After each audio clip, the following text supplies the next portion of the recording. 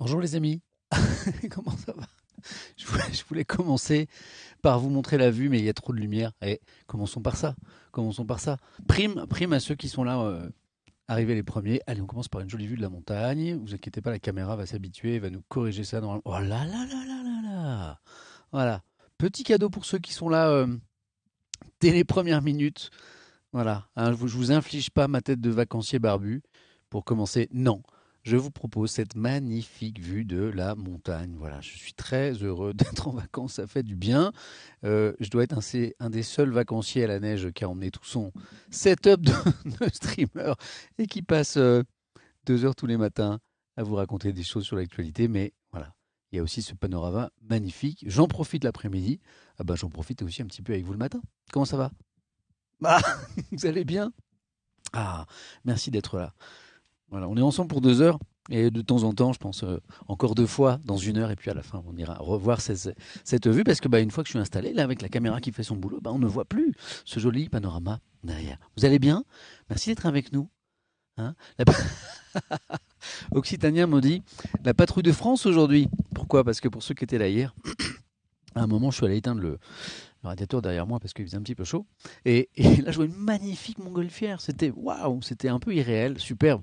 Et on a partagé ce moment ensemble. Alors pourquoi pas la patrouille de France aujourd'hui? La petite barbe, là, c'est pas ça, c'est vraiment mon signe extérieur de vacances.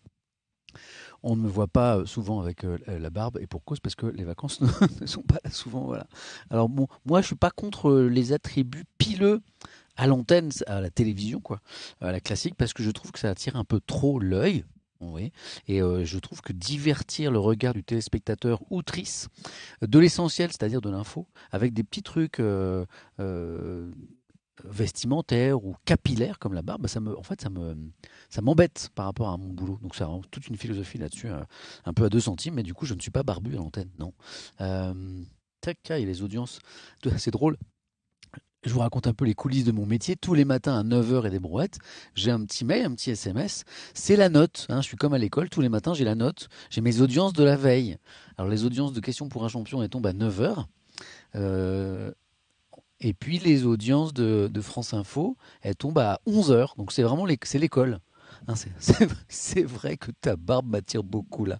Me dit Captain Cuse. N'importe quoi. Mais c'est gentil. Allons voir les audiences, tiens, en direct. C'est Médiamétrie qui m'envoie ma note du jour. Ouh là là là là là. Euh, je peux vous montrer à quoi ça ressemble ou pas? Euh, Comment je peux vous montrer? Ah bah je vais vous montrer comme ça. Voilà. Bah voilà, regardez. Ça c'est ça que je reçois tous les jours. C'est un petit tableau d'audience avec sur ma tranche horaire, moi et la concurrence aussi. Vous voyez là, vous voyez le gros pâté vert là? C'est moi. Ah, c'est moi, c'est nous. C'est question pour un champion. Non, c'est pas FC Melon pour commencer. Voilà, je vous montre juste que c'est un peu l'école quand on est animateur ou présentateur. On reçoit sa note tous les matins et on flipouille là un petit peu quand il est 8h59. On se dit ah, bonne note ou mauvaise note hein, ce matin. Mais ouais, là, par exemple, c'est une bonne note ce matin. 12,8 d'audience, presque 1 500 000 téléspectateurs. Bon, c'est un petit peu dans la moyenne de notre jeu. On peut pousser jusqu'à 2 millions sur Question pour un champion. Mais c'est un bon score. C'est un bon score. Hein, par exemple, il y a un documentaire en face sur TF1 qui fait 10,3, donc là c'est bien, je suis un peu plus fort. France 2 qui a un très bon jeu avec Olivier Mine, qui a 13,2, très bon score. C'est dans l'air sur France 5, qui est une excellente émission aussi, 10,3. Et puis M6 qui a 9,2 avec les reines du shopping spécial influenceuses. Voilà. Donc vous voyez, la concurrence est assez forte dans cette tranche d'ailleurs. Donc voilà. Alors certains s'interrogent toujours sur comment on mesure les audiences. C'est un grand débat, hein, vous savez, parce que c'est Médiamétrie qui fait ça, si je ne dis pas de bêtises, avec des boîtiers dans des foyers tests. Voilà, puis on mesure en fait l'audience dans ces foyers tests. Alors c'était très mystérieux parce qu'on ne sait pas qui sont ces foyers tests, bien sûr. C'est un peu comme un sondage. Hein. Quand un sondage, c'est sur 1000 personnes. Évidemment, on ne sonde pas 60 millions de Français, on sonde 1000 personnes. Et scientifiquement, on estime que ça donne une vision assez juste. Alors avec les boîtiers, avec les box, tout ça, on se dit qu'on pourrait avoir tiens, quelqu'un me dit, Tom Pouce, qu'il a déjà eu Médiamétrie chez lui. Voilà. Ça fonctionne par médias, oui, avec des foyers, exactement. Ouais, vous connaissez le système. Alors, certains disent qu'on pourrait faire différemment aujourd'hui avec les box, mais tout le monde n'a pas les box. Et puis, sur les box, eh bien, certaines chaînes peuvent être mises en avant par les opérateurs, donc ça fausse un peu la concurrence. Vous voyez, il y a un débat qui est vraiment compliqué. Quelqu'un me demande est-ce que ça prend les vues sur Internet en replay? Eh bien, pour l'instant, non. Enfin, pour l'instant, non. Pas le chiffre que je viens de vous donner, mais ça y est, Médiamétrie, depuis quelque temps, donne aussi un chiffre de replay parce qu'on s'est rendu compte que pour certains programmes, eh bien, les replays peuvent être extrêmement importants. Voilà pour les coulisses. Comment ça va sinon? Bon, moi je suis à la montagne et vous, vous êtes où? Vous me regardez d'où ce matin que je vous salue un petit peu? D'où en France, d'où à l'étranger, d'où dans l'espace, parce que chaque jour j'ai des gens qui me regardent depuis. Ah, c'est parti. Paris, ah ben les Parisiens sont là aussi, c'est cool. Nantes, Vierzon, Champy, Angoulême, ah ça va trop vite. San Francisco, Montélimar, Shanghai, mais c'est tellement, c'est chouette, Shanghai, j'adore. Stockholm, la Finlande, oh, mais j'adore la Belgique est là aussi, le golfe du Morbihan, c'est tellement beau, Strasbourg, Limoges, Montréal, Québec, Canada, je sais que c'est Montréal, c'est cool. Bienvenue à nos amis québécois. Nos amis de Pluton sont là aussi, puisque je sais qu'on regarde de l'espace. Je viens de le lire. Mes toilettes, ma chambre. Depuis le bureau, je valide. Un petit peu de la matinée Étienne dans les oreilles ou dans un coin de l'écran, ça booste la productivité. C'est ce que j'ai lu une étude scientifique là-dessus récemment. L'ISS, nos amis de la Station Spatiale Internationale sont là, mais aussi nos amis de l'Auvergne, de Valenciennes, de Toulouse, de Munich, de près de Bordeaux, de Metz, de Dunkerque, depuis la prison. Eh bien, merci d'être avec nous. Orléans, Amiens, Limay, Nantes, Poitiers, Provins, dans le bus en Bulgarie, c'est vrai ça? C'est-à-dire que tu es sur ton téléphone, et bon, alors ça veut dire qu'il y a un bon réseau en Bulgarie alors.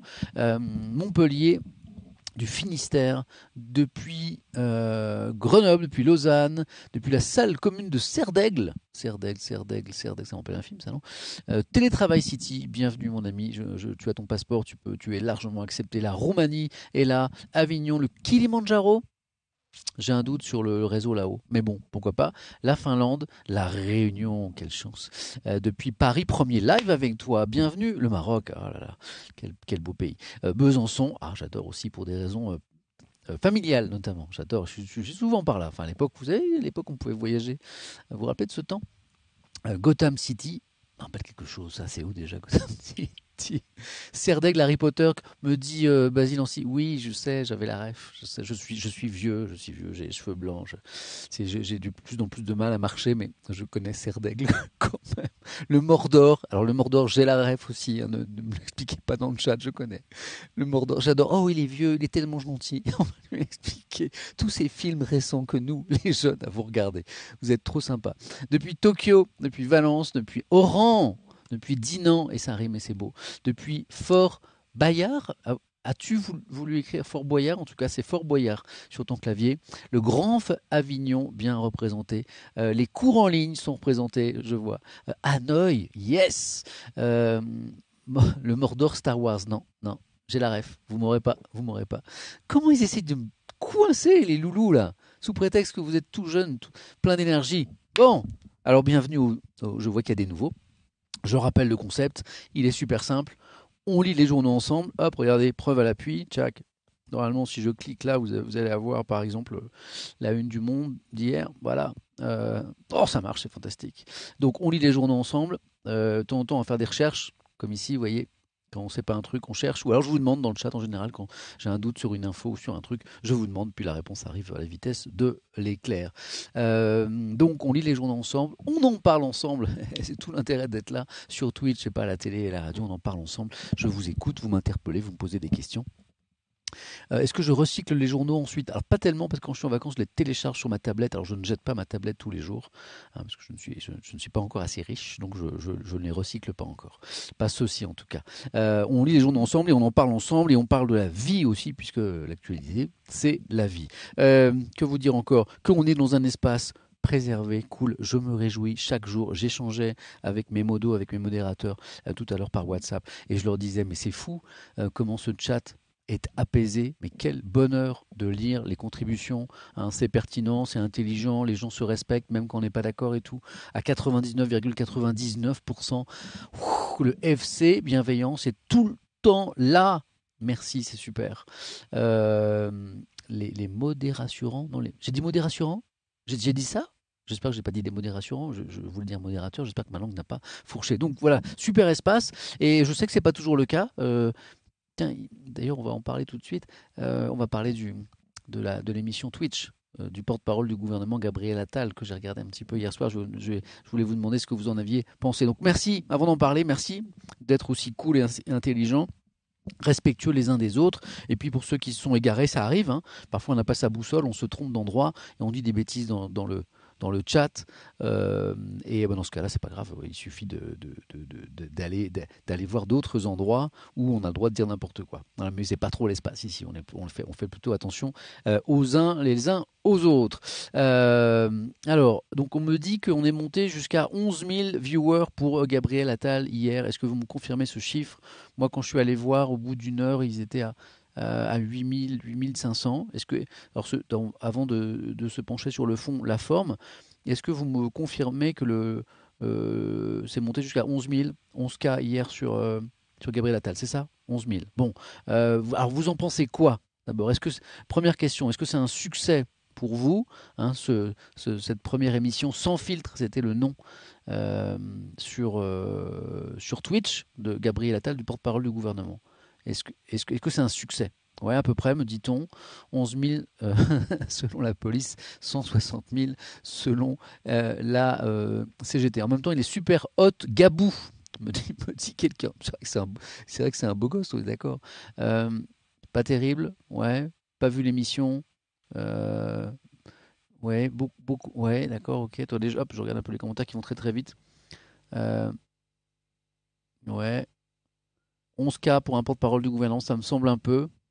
Bah, c'était un peu mon avis, je m'attendais à beaucoup plus. Je m'attendais à beaucoup plus. Pourquoi parle-t-il de 200K? Qui parle de 200K? Est-ce que Gabriel Attal parle de 200K? En fait, ça dépend ce qu'on donne comme chiffre. Si on va voir les chiffres du replay, en fait, ça monte très très vite. Moi, mes replays dépassent, sont très importants aussi tous les jours, mais je trouve que c'est plus clair de communiquer sur le nombre de viewers. Je trouve que c'est un élément qui est beaucoup plus facile à comparer. Voilà, ouais, ça reste de la com. Là, on est sur le fond. Ouais. Dans les 11K, combien de trolls? Ouais, bah moi, c'est un truc qui m'a interpellé. Je trouve que c'était moyennement modéré. Je ne sais pas ce que vous en avez pensé, mais du coup, le chat m'a un peu déçu. J'ai trouvé qu'il n'y avait pas beaucoup de questions pertinentes. En tout cas, elles étaient, euh, elles étaient un peu noyées dans un océan de bêtises, de trolls, de rigolades. Et moi, ce qui m'a le plus surpris, et je vais être très sincère avec vous, déçu, et ben en fait, c'était que c'était pas du Twitch. C'est-à-dire que vous aviez Gabriel Attal, le porte-parole du gouvernement. Vous aviez des influenceurs, hein, qui ne sont pas forcément des spécialistes de Twitch d'ailleurs, et qui n'ont pas un profil info, qui n'ont pas un profil journaliste, des influenceurs qui posaient des questions au porte-parole du gouvernement, mais finalement, il n'y avait aucune question qui venait du chat. Moi, c'est ce que j'ai vu. Euh, Musquadet, très joli pseudo, me dit c'est pas le bon média, c'était pas le bon média pour faire ça. Voilà. Pour moi, c'était pas du Twitch. Alors du coup, Twitch était réduit à un écran de relais, il y avait un joli décor, etc. et tout, mais on n'était pas dans l'interaction. Donc moi, ça m'a un petit peu gêné. Allez, on va faire un sondage là-dessus avant de commencer à lire les journaux, hein. Pour ceux qui sont là pour la première fois, sachez que normalement à ce heure-là, ça y est, c'est parti pour les journaux, mais j'ai trouvé que c'était intéressant d'avoir votre avis sur. D'autant qu'il y a de plus en plus d'articles sur Twitch sur, sur ce qui s'est passé hier. Alors, gérer les sondages. Comment je vais vous poser la question? Nouveau sondage. euh, le, le, euh, le rendez-vous Twitch de Gabriel Attal. On va faire large, hein, parce qu'il y a plein de questions à se poser. Un sondage, évidemment, ne peut pas les évoquer toutes. Le rendez-vous Twitch de Gabriel Attal, 3 points de suspension. Réussi, raté, une bonne idée à creuser. Ouais. Ou alors, je fais plein de pas de non, virgule, pas de je ne veux pas, je ne veux pas de politique sur Twitch aussi. Je sais que c'est une opinion qui est parfois exprimée. Comment il faut pas que je sois trop long. Pas de politique sur Twitch. Je veux pas de politique. Il faut que ça rentre, hein. Moi, je veux pas de politique. Ouais, pas de politique sur Twitch. Hop, voilà, là ça rentre. Ok, et j'ai encore de la place pour une autre question. Euh, ouais. Pas de télé classique sur Twitch. Ouais, là c'était la télé classique. Ouais. Ouais, ça, je viens de la créer. Pas de politique sur Twitch, d'accord. Ou pas d'opinion, hein, bien sûr. Voilà. Voilà, voilà mon petit sondage pour bien commencer la journée. Euh, le rendez-vous Twitch de Gabriel Attal. 1. Réussi. 2. Raté. 3. Une bonne idée à creuser. 4. Pas de politique ici. Sous-entendu, on ne veut pas voir de politique sur Twitch. Et enfin, pas d'opinion. C'est parti. C'est exceptionnel. Je commence jamais par un sondage, mais là-dessus, j'étais un petit peu très curieux de voir votre ressenti. Paf. Parce que l'intérêt, contrairement à ce que j'ai vu hier soir, eh ben, c'est justement l'interaction, c'est l'échange entre nous. J'ai trouvé hier que ça n'interagissait pas avec le chat en fait. Hein, ça aurait pu être diffusé n'importe où. Oh là là, 0% de réussi, vous êtes que deux à... Vous êtes 1500 à avoir voté, il y a 3 personnes, 5 personnes qui ont voté réussi. Oh là là là là là là, ça s'appelle un gros bide quoi. Voilà. Euh, alors pas d'opinion, 38%, il y a ça aussi bien sûr, hein. Vous êtes un tiers quand même à ne pas avoir vu, ça veut dire que 2 tiers d'entre vous ont jeté un œil, ce qui est énorme. Réussi 0%, c'est-à-dire que les 8 votants n'arrivent pas à faire 1% de réussi. Raté 13%, donc ça n'est que 13%. 18% une bonne idée à creuser, ça c'est intéressant. Voilà. Pas de politique ici, 29%. 29%. Vous êtes 29% à estimer qu'il ne faut pas de politique sur Twitch. Voilà. En tout cas, pas comme vous l'avez vu jusqu'ici. On va rappeler que Jean-Luc Mélenchon était un précurseur. Et puis, on va rappeler que, que ça va arriver, hein. Quoi qu'on en pense, les politiques vont arriver sur Twitch. C'est ce qu'on dit de plus en plus. Il y a un article du Monde qu'on va lire ensemble ce matin qui le dit, hein, que les politiques ont bien compris que c'était une façon de toucher une population qui ne regarde pas les médias traditionnels, une population plutôt jeune, plutôt sur les nouveaux écrans, comme on dit. Donc les politiques, ils vont venir sur Twitch. Après, vous savez quoi? On les regarde pas. Vous les regardez pas. C'est ça qui est bien, hein, sur Twitch. Et il y aura la sanction de l'audience. Donc si les politiques sont intéressants sur Twitch, ils seront regardés. S'ils ne sont pas intéressants, vous ne les regarderez pas. Donc je pense qu'il ne faut pas s'inquiéter en soi. Hein, c'est pas forcément une pollution en soi, c'est vous qui allez voter, en regardant pas. Voilà. Moi j'ai trouvé qu'hier il n'y avait pas trop de monde par exemple pour un porte-parole du gouvernement. Donc je reviens au sondage. On va le terminer parce que la tendance elle est nette là. Oh, d'ailleurs, le sondage se termine tout seul dans quelques secondes. Regardez. Tac, c'est pénible. Pas d'opinion, 43%, car vous êtes 43% a priori, peut-être à ne l'avoir pas vu. Pas de politique, ici 29%. Hein, c'est une inquiétude forte, d'où la question que je vous ai posée, parce que je savais que ce vote emporterait les suffrages. Une bonne idée à creuser quand même, 17%. Voilà. Raté, 12%. Donc vous n'êtes pas si sévère avec ce que vous avez vu hier, pour ceux qui ont regardé, et réussi 0%. Donc voilà, c'était pas tout à fait réussi. En même temps, c'était un petit peu une première, même si Gabriel Attal est très présent sur les réseaux sociaux. Hein, notamment sur Instagram, et puis il veut un petit peu faire plus, voilà. Et puis il y a d'autres choses qui vont arriver. Moi, je vous disais hier que j'ai été contacté directement par plusieurs responsables politiques de premier plan, notamment plusieurs ministres, qui ont très envie de passer une chaîne sur Twitch. Alors, versant pessimiste, oui. C'est la com politique, ils viennent là parce qu'on ne les regarde pas ailleurs. Versant optimiste, qui suis passionné de politique, je me dis que, vous savez, les journalistes sont très mal considérés par les Français, les hommes politiques aussi. Parfois, je trouve qu'on est un peu sévère avec ces hommes et ces femmes politiques. Alors évidemment, il est de bon ton de les critiquer, et c'est extrêmement sain dans une démocratie qu'on puisse critiquer les responsables politiques. Il y a des pays où c'est pas possible. Donc, critiquons les responsables politiques. Parfois, on est dur quand même avec eux. Hein, je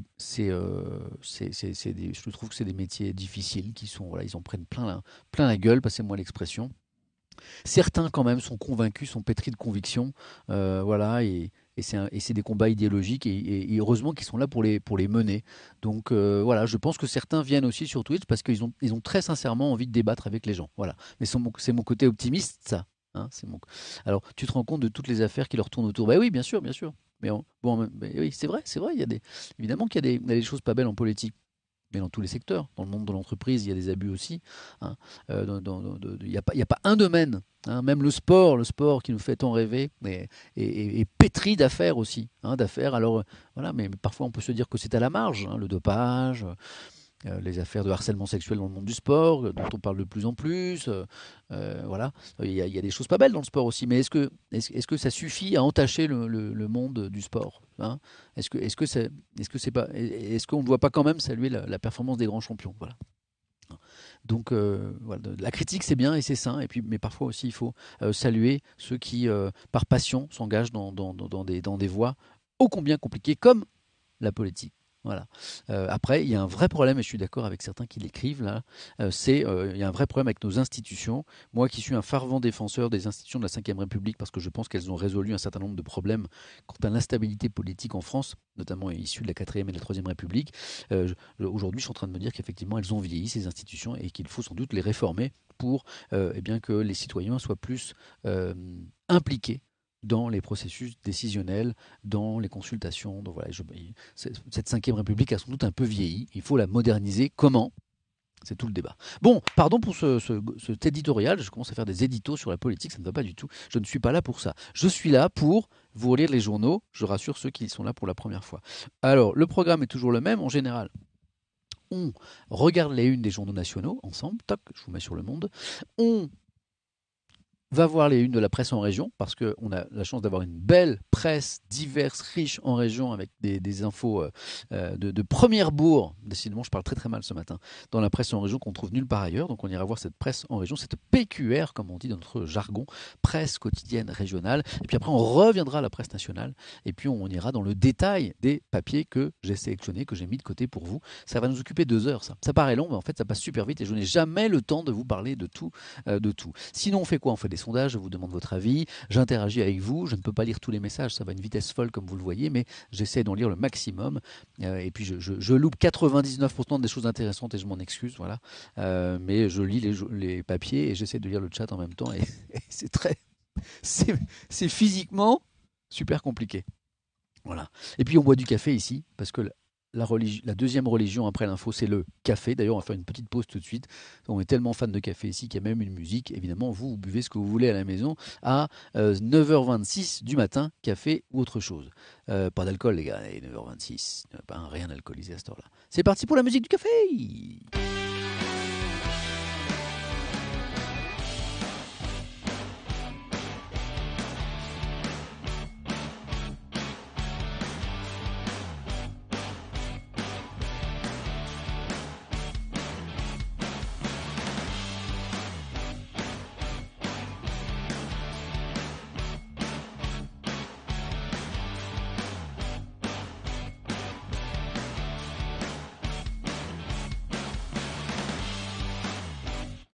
Ah, le café. Quand j'étais jeune, j'avais une autre passion, j'étais batteur. J'étais batteur dans des groupes d'ados, hein, du côté de Rennes. Voilà, je faisais de la batterie. Et du coup, ça, vous me voyez toujours gigoter mes bras quand il y a de la musique. C'est parce que j'ai des vieux réflexes de batteur, et je manque de temps pour me remettre à cette passion. Mais de temps en temps, je me dis, tiens, il faudrait que j'incorpore un set de batterie électronique euh, à mon setup pour de temps en temps jouer de la batterie et vous casser encore plus les oreilles que quand je chante, puisque pour les nouveaux, de temps en temps, je chante aussi. Ici, mal, mais je chante. Allez, on y va? Feuilletons un petit peu les unes de la presse nationale.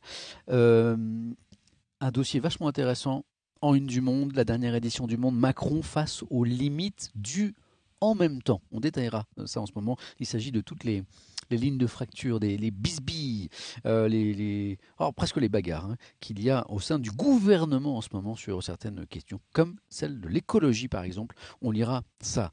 On ira se pencher aussi grâce au Monde. Mais quel bonheur la lecture des journaux, hein. Le journal, il a le temps de chercher et de réfléchir à des histoires plus que d'autres médias. C'est l'avantage de la presse écrite. On ira en Iran se pencher sur la condition des femmes avec cette entraîneuse de ski privée de voyage en Italie. Elle n'a pas pu aller aux mondiaux par son mari. C'est totalement légal en Iran. On verra pourquoi. Alors, hier, on a évoqué ces drames, ces 2 ados, dont une jeune fille de 14 ans, je crois, qui ont trouvé la mort dans des affrontements entre bandes en France. Ça s'est passé dans l'Essonne. Ce qui me gênait hier dans les articles d'aujourd'hui, c'est qu'on était dans le constat. On était dans le constat, c'est-à-dire, bon, on nous présentait les faits, mais on n'allait pas plus loin. 14 et 13 ans, me précise Jean-Claude Duss, avec plein de S, merci, et très joli pseudo. 14 et 13 ans. Ce qui me gênait hier, c'est qu'on n'allait pas dans le Pourquoi? Voilà. Et la question c'était, est-ce que ces violences augmentent? Est-ce que les bandes sont de plus en plus jeunes? Pourquoi on en arrive à 3 morts et 200 blessés, je crois, pour l'année 2020 selon les chiffres de la police? Là, il y a des éléments de réponse dans Le Monde avec une interview d'un sociologue qui s'appelle Marwan Mohamed et c'est extrêmement intéressant. Donc on verra ça. Regardez comment la presse s'intéresse de plus en plus à vous.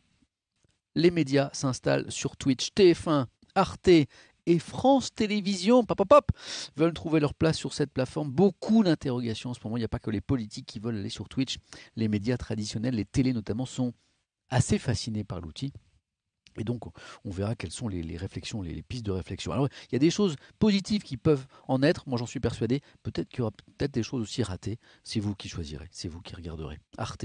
Arte, je dis oui, me dit quelqu'un. Voilà. Est-ce qu'ils vont trouver des moyens de nous balancer de la pub à fond? Je ne sais pas. Attention à ne pas faire de la télé ici, me dit Alison Bagel, sinon c'est mort. Mais tu as tellement raison. Mais bien sûr qu'il ne faut pas faire de la télé sur Twitch. Mais si ces gens viennent faire de la télé sur Twitch, mais ça ne va pas marcher. Vous n'allez pas regarder. Donc vous inquiétez pas, c'est vous qui déciderez. Le Parisien, la crise sanitaire. Donc Nice, confinement partiel le week-end. Dunkerque, vous le savez peut-être, même décision. Et on va se pencher sur les autres départements qui risquent à nouveau le reconfinement. À quel tour, vous verrez, se demande le Parisien. Alors, le Parisien qui se penche aussi sur les couacs au sein du gouvernement. Hop, on évoquera ça, notamment la question de l'écologie, des cantines aussi, c'est à la une de l'opinion, la Macronie qui étale ses faiblesses, beaucoup de une sur cette division. Qu'est-ce que ça veut dire? Pourquoi il y a autant de divisions au sein du gouvernement? Là aussi, on ne restera pas sur juste le constat. On va s'interroger. Pourquoi il y a autant de tensions, de divisions au sein de ce gouvernement Jean Castex, enfin au sein de l'exécutif d'une façon générale, sous le président Macron? Il y a des raisons de fond et on les évoquera ensemble. La crise sanitaire, là c'est le ministre de la Santé Olivier Véran que vous reconnaissez en une de Libération. Faut-il craindre une troisième vague? Un joug J-O-U-G sans fin et non pas un jour sans fin. Libération, c'est les champions du titre. Je kiffe Libé, notamment pour cette raison. Ils ont une vraie science du titre. La France embourbée dans l'urgence. Donc une de Libération consacrée au Covid. Vous savez ma philosophie sur le Covid depuis quelque temps. À une époque, on ne parlait que de ça. Bon, ça y est, on sait que c'est grave, on sait qu'on est dans une crise sanitaire depuis un an. Maintenant, je ne vous donne que ce qu'il y a de nouveau sur le front de la lutte contre le Covid. Sinon, on passerait les 2 heures à parler de ça. Le Figaro a une jolie une justement sur ces Français oubliés dont la vie est à l'arrêt. Eh bien, ces guides conférenciers, ces patrons de boîtes de nuit, ces restauratrices, ces chanteurs lyriques, leur vie a basculé dans le désœuvrement depuis un an. Les renoncements, l'incertitude, psychologiquement, c'est extrêmement difficile. Et le Figaro est allé à leur rencontre. Ça donne un dossier réussi. De quoi s'agit-il en une de la Croix? Eh ben, c'est la crise sanitaire, la lassitude des Français. Voilà. Mais une gestion de l'exécutif saluée, en tout cas par la Croix, avec ses décisions très locales et non pas nationales. Une super jolie initiative dans la Croix, des entreprises nantaises qui confient leurs clés à des sans-abri. C'est-à-dire des entreprises qui ont des bureaux, par exemple, ça chauffe la nuit, ça sert à rien. Ben, certaines donnent les clés à des sans-abri pour qu'ils puissent s'abriter, pour qu'ils puissent dormir la nuit avec un lit, avec l'accès à une douche, etc. Ça ne concerne pas beaucoup de gens pour l'instant, mais c'est du côté de Nantes et je voulais applaudir ces gens ce matin. On lira l'article. Ça, je ne sais pas si je pourrais vous le lire. Ça, je ne sais pas. Je ne sais pas parce que je suis un garçon un petit peu trop sensible. Et sur les choses un peu fortes, un peu émouvantes, parfois j'ai du mal à retenir mon émotion. C'est là où on voit que je suis vraiment un faux rocker tatoué. Mais je suis voilà. Et j'ai la larme facile. Et là, c'est une lettre du père de Christophe Dominici, le rugbyman, qui a récemment trouvé la mort à 49 ans, je crois. Ouais, 48 ans, pardon. Et c'est une lettre de son père. Voilà, qui est publiée par l'équipe. En fait, c'est une lettre, une préface à la réédition de l'autobiographie consacrée à son fils qui paraît aujourd'hui. Ce sont les extraits de cette lettre. Franchement, je ne sais pas si je pourrais vous la lire. Ce matin, je l'ai lu tout seul. C'était pouf. C'est super beau. C'est la lettre d'un père à un fils. C'est super beau. Je vous en lirai peut-être quelques mots, puis je m'arrêterai quand je pourrai plus et je vous renverrai à l'équipe. C'est page 18 et page 19. Franchement, rien que pour ça, achetez l'équipe aujourd'hui ou téléchargez l'équipe. Page 18-19. On n'est plus dans le sport. C'est juste magnifique. Je la lis pas et je suis ému, vous voyez. Pouf, cette lettre, elle m'a vraiment bouleversé. Ah, je suis vraiment trop émotif, moi. Et c'est pour ça que je raconte autant de bêtises, vous savez. Ça fait 25 ans que je suis journaliste, 25 ans que je raconte à longueur de journée des mauvaises nouvelles, des nouvelles anxiogènes, et des drames, et des crises, et des gens qui perdent des proches, et leur travail. C'est ça l'actualité. Et franchement, on s'habitue pas, hein, de raconter toutes ces histoires. Et c'est pour ça que je raconte autant de bêtises ici et sur Twitter. C'est un peu ma petite respiration pour m'aérer. D'ailleurs, j'ai j'ai tweeté un truc hier soir. Je vais vous montrer ça. Attendez. Je vais vous montrer ce tweet. Allons, allons, je vais vous mettre mon dernier tweet. C'est autour de Jean Castex d'ailleurs. Un peu bizarre. Twitter. Quand je tape tweet sur Google, il me propose Twitch tout de suite. Parce qu'il sait que parce qu'il sait que j'y passe plus de temps sans doute. C'est drôle. Alors mon Twitter, est-ce qu'il est là? Ouais. Est-ce qu'il est là? Ok, normalement je vais vous l'afficher. Ok, tac. Allons-y les amis.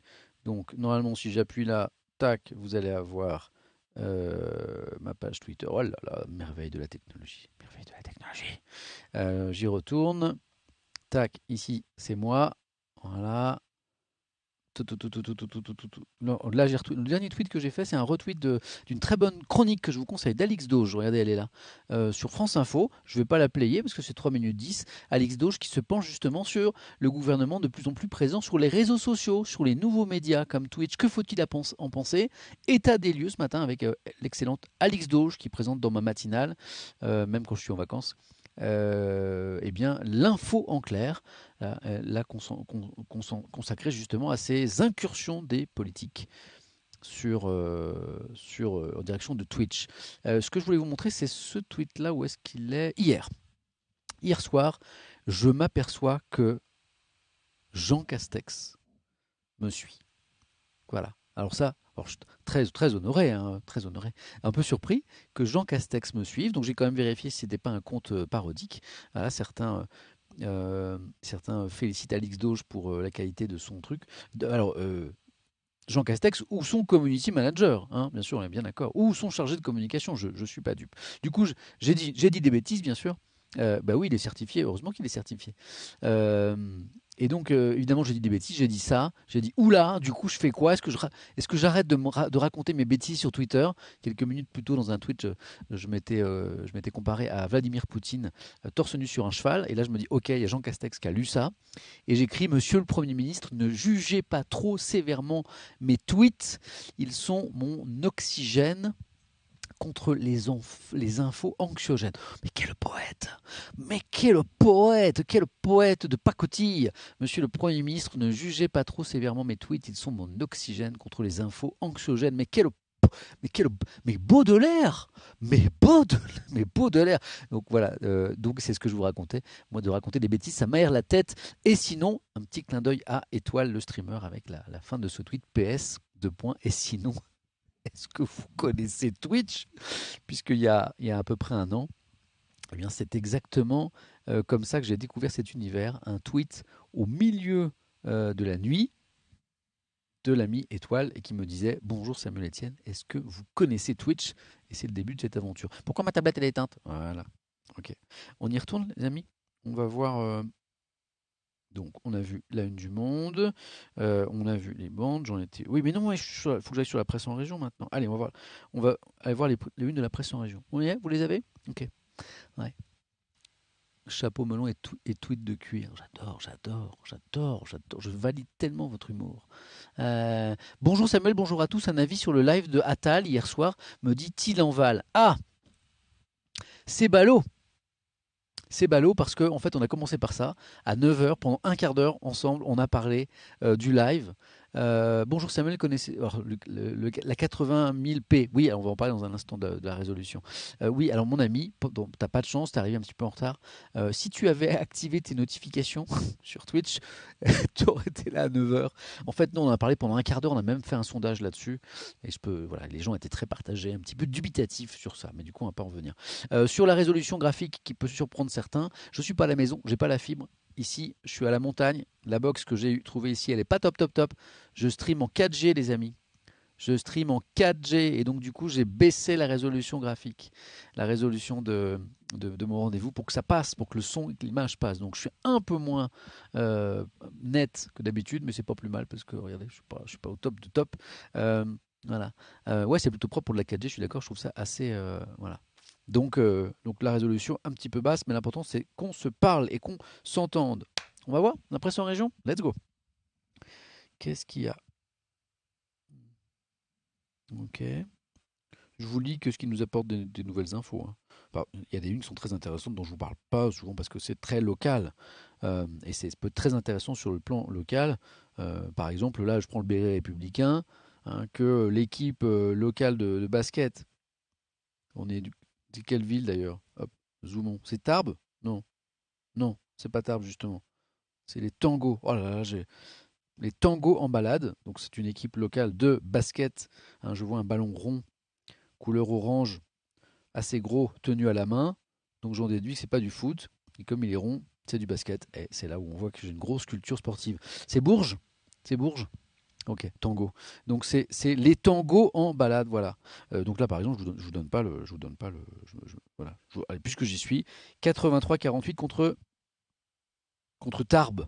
Voilà, donc les tangos, merci, c'est Bourges. Le tango, c'est espagnol, je crois. Équipe de fous. Et là, il y a là, il y en a qui connaissent. Bah désolé, moi je suis pas très très fort sur euh, le basket féminin et je m'en excuse. Faut que je bosse là-dessus. Donc, quand c'est très régional comme ça, je ne vous les donne pas. Bon, les interrogations nationales, on les retrouve bien sûr à la une de la presse régionale, comme ici de la Charente libre. Les reconfinements locaux assombrissent l'horizon. Ben oui, parce qu'on se demande quels seront les prochains départements ou les prochaines régions touchées. Un assouplissement du couvre-feu dans les régions moins touchées, comme la nôtre, est écarté, souffle tout de même la Charente libre, a priori pas concernée. Oh, c'est mignon ça, j'adore. Oh, j'aurais dû chercher le contenu de ce papier. Il redonne vie aux deux c'est deux chevaux, hein, pour ceux qui n'ont pas la ref. Des clients qui viennent de toute la France et on voit à l'arrière-plan, effectivement, hein, des deux chevaux en cours de restauration. Ah, elle est magique cette voiture. Je kiffe. On continue. Tin, tin, tin, tin. Ouais, oui, oui. D'accord, d'accord. Ah, la presse continue de s'interroger sur les drames de l'Essonne. Ces deux collégiens qui ont trouvé la mort, de plus en plus jeunes, affirme le Dauphiné libéré. Ça n'est pas faux, mais on ira plus loin avec des articles de la presse nationale ce matin. C'est la une du Dauphiné libéré. Prudence, prudence dans les Vosges. La fonte et les avalanches. Bah oui, il fait super doux, hein, ce temps de malade là, en ce 25 février. Et donc attention, le redout pluvieux dans les Hauts-de-Vosges a favorisé les coulées de neige. Il y a une impressionnante avalanche dans le couloir du Grand Dagobert, pour ceux qui connaissent. Donc les gendarmes appellent à la prudence sur tout le massif des Vosges, si vous êtes dans la région. Je fais un petit peu d'info-service aussi. Ok. Un petit peu d'espoir, un petit peu d'optimisme. Moi, je suis toujours d'accord pour partager les unes optimistes. Ici, c'est la dépêche du midi. On écoutait du côté de la belle ville de Toulouse, vaccination. Et si ça marchait, eh ben, on espère bien. D'ailleurs, un éditorial va nous rappeler tout à l'heure que hein, le seul truc dont on est sûr, enfin, dont on aimerait être sûr, c'est qu'effectivement, l'arme absolue contre le Covid, ça va bien être le vaccin et tout le reste n'est que pis-aller en attendant justement qu'on puisse être tous vaccinés. La dépêche du midi écrit ce matin, même si la situation reste préoccupante sur le front de la maladie, tu m'étonnes, les vaccins contre le Covid-19 commencent à prouver leur efficacité. Ouais. Après, maintenant, il faudrait qu'on soit vacciné, ce qui est une autre histoire dont on a déjà beaucoup parlé ensemble. Euh, ok, ouais, ok, d'accord. Vous avez vu cette histoire ou pas? Vous avez vu ou pas? Oh, je dois couper et vous quitter. Merci à tous. J'écouterai le replay sur Spotify. Bonjour, comme on dit chez nous en Normandie. Bah oui. Bah, écoute, merci à toi d'avoir été là pour le début. Tu sais quoi? Hop, je vais vous coller dans le chat. Où est-ce que je vais? Toc. Effectivement, pour ceux qui peuvent pas voir aujourd'hui en direct, ou bien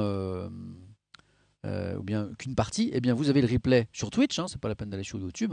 Sur le replay sur ma chaîne, vous avez le replay, hein, juste après. Voilà, vous pouvez revoir les passages que vous avez manqués, tout ou partie. Et vous avez, depuis quelques jours, paf, je mets l'adresse ici, tac, le petit podcast sur Spotify, paf, voilà.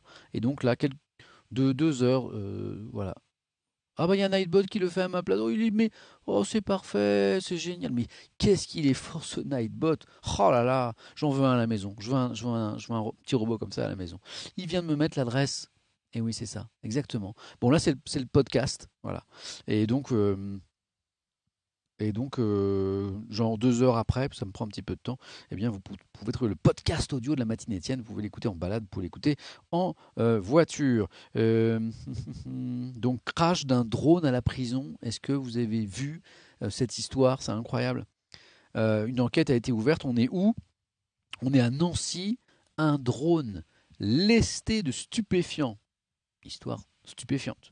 Un drone lesté de stupéfiants s'est craché dimanche dans le périmètre interdit de la prison de Nancy. Pop, pop, pop. Allez, il y a des. Il y en a un, c'est grand moyen quand même. Hein.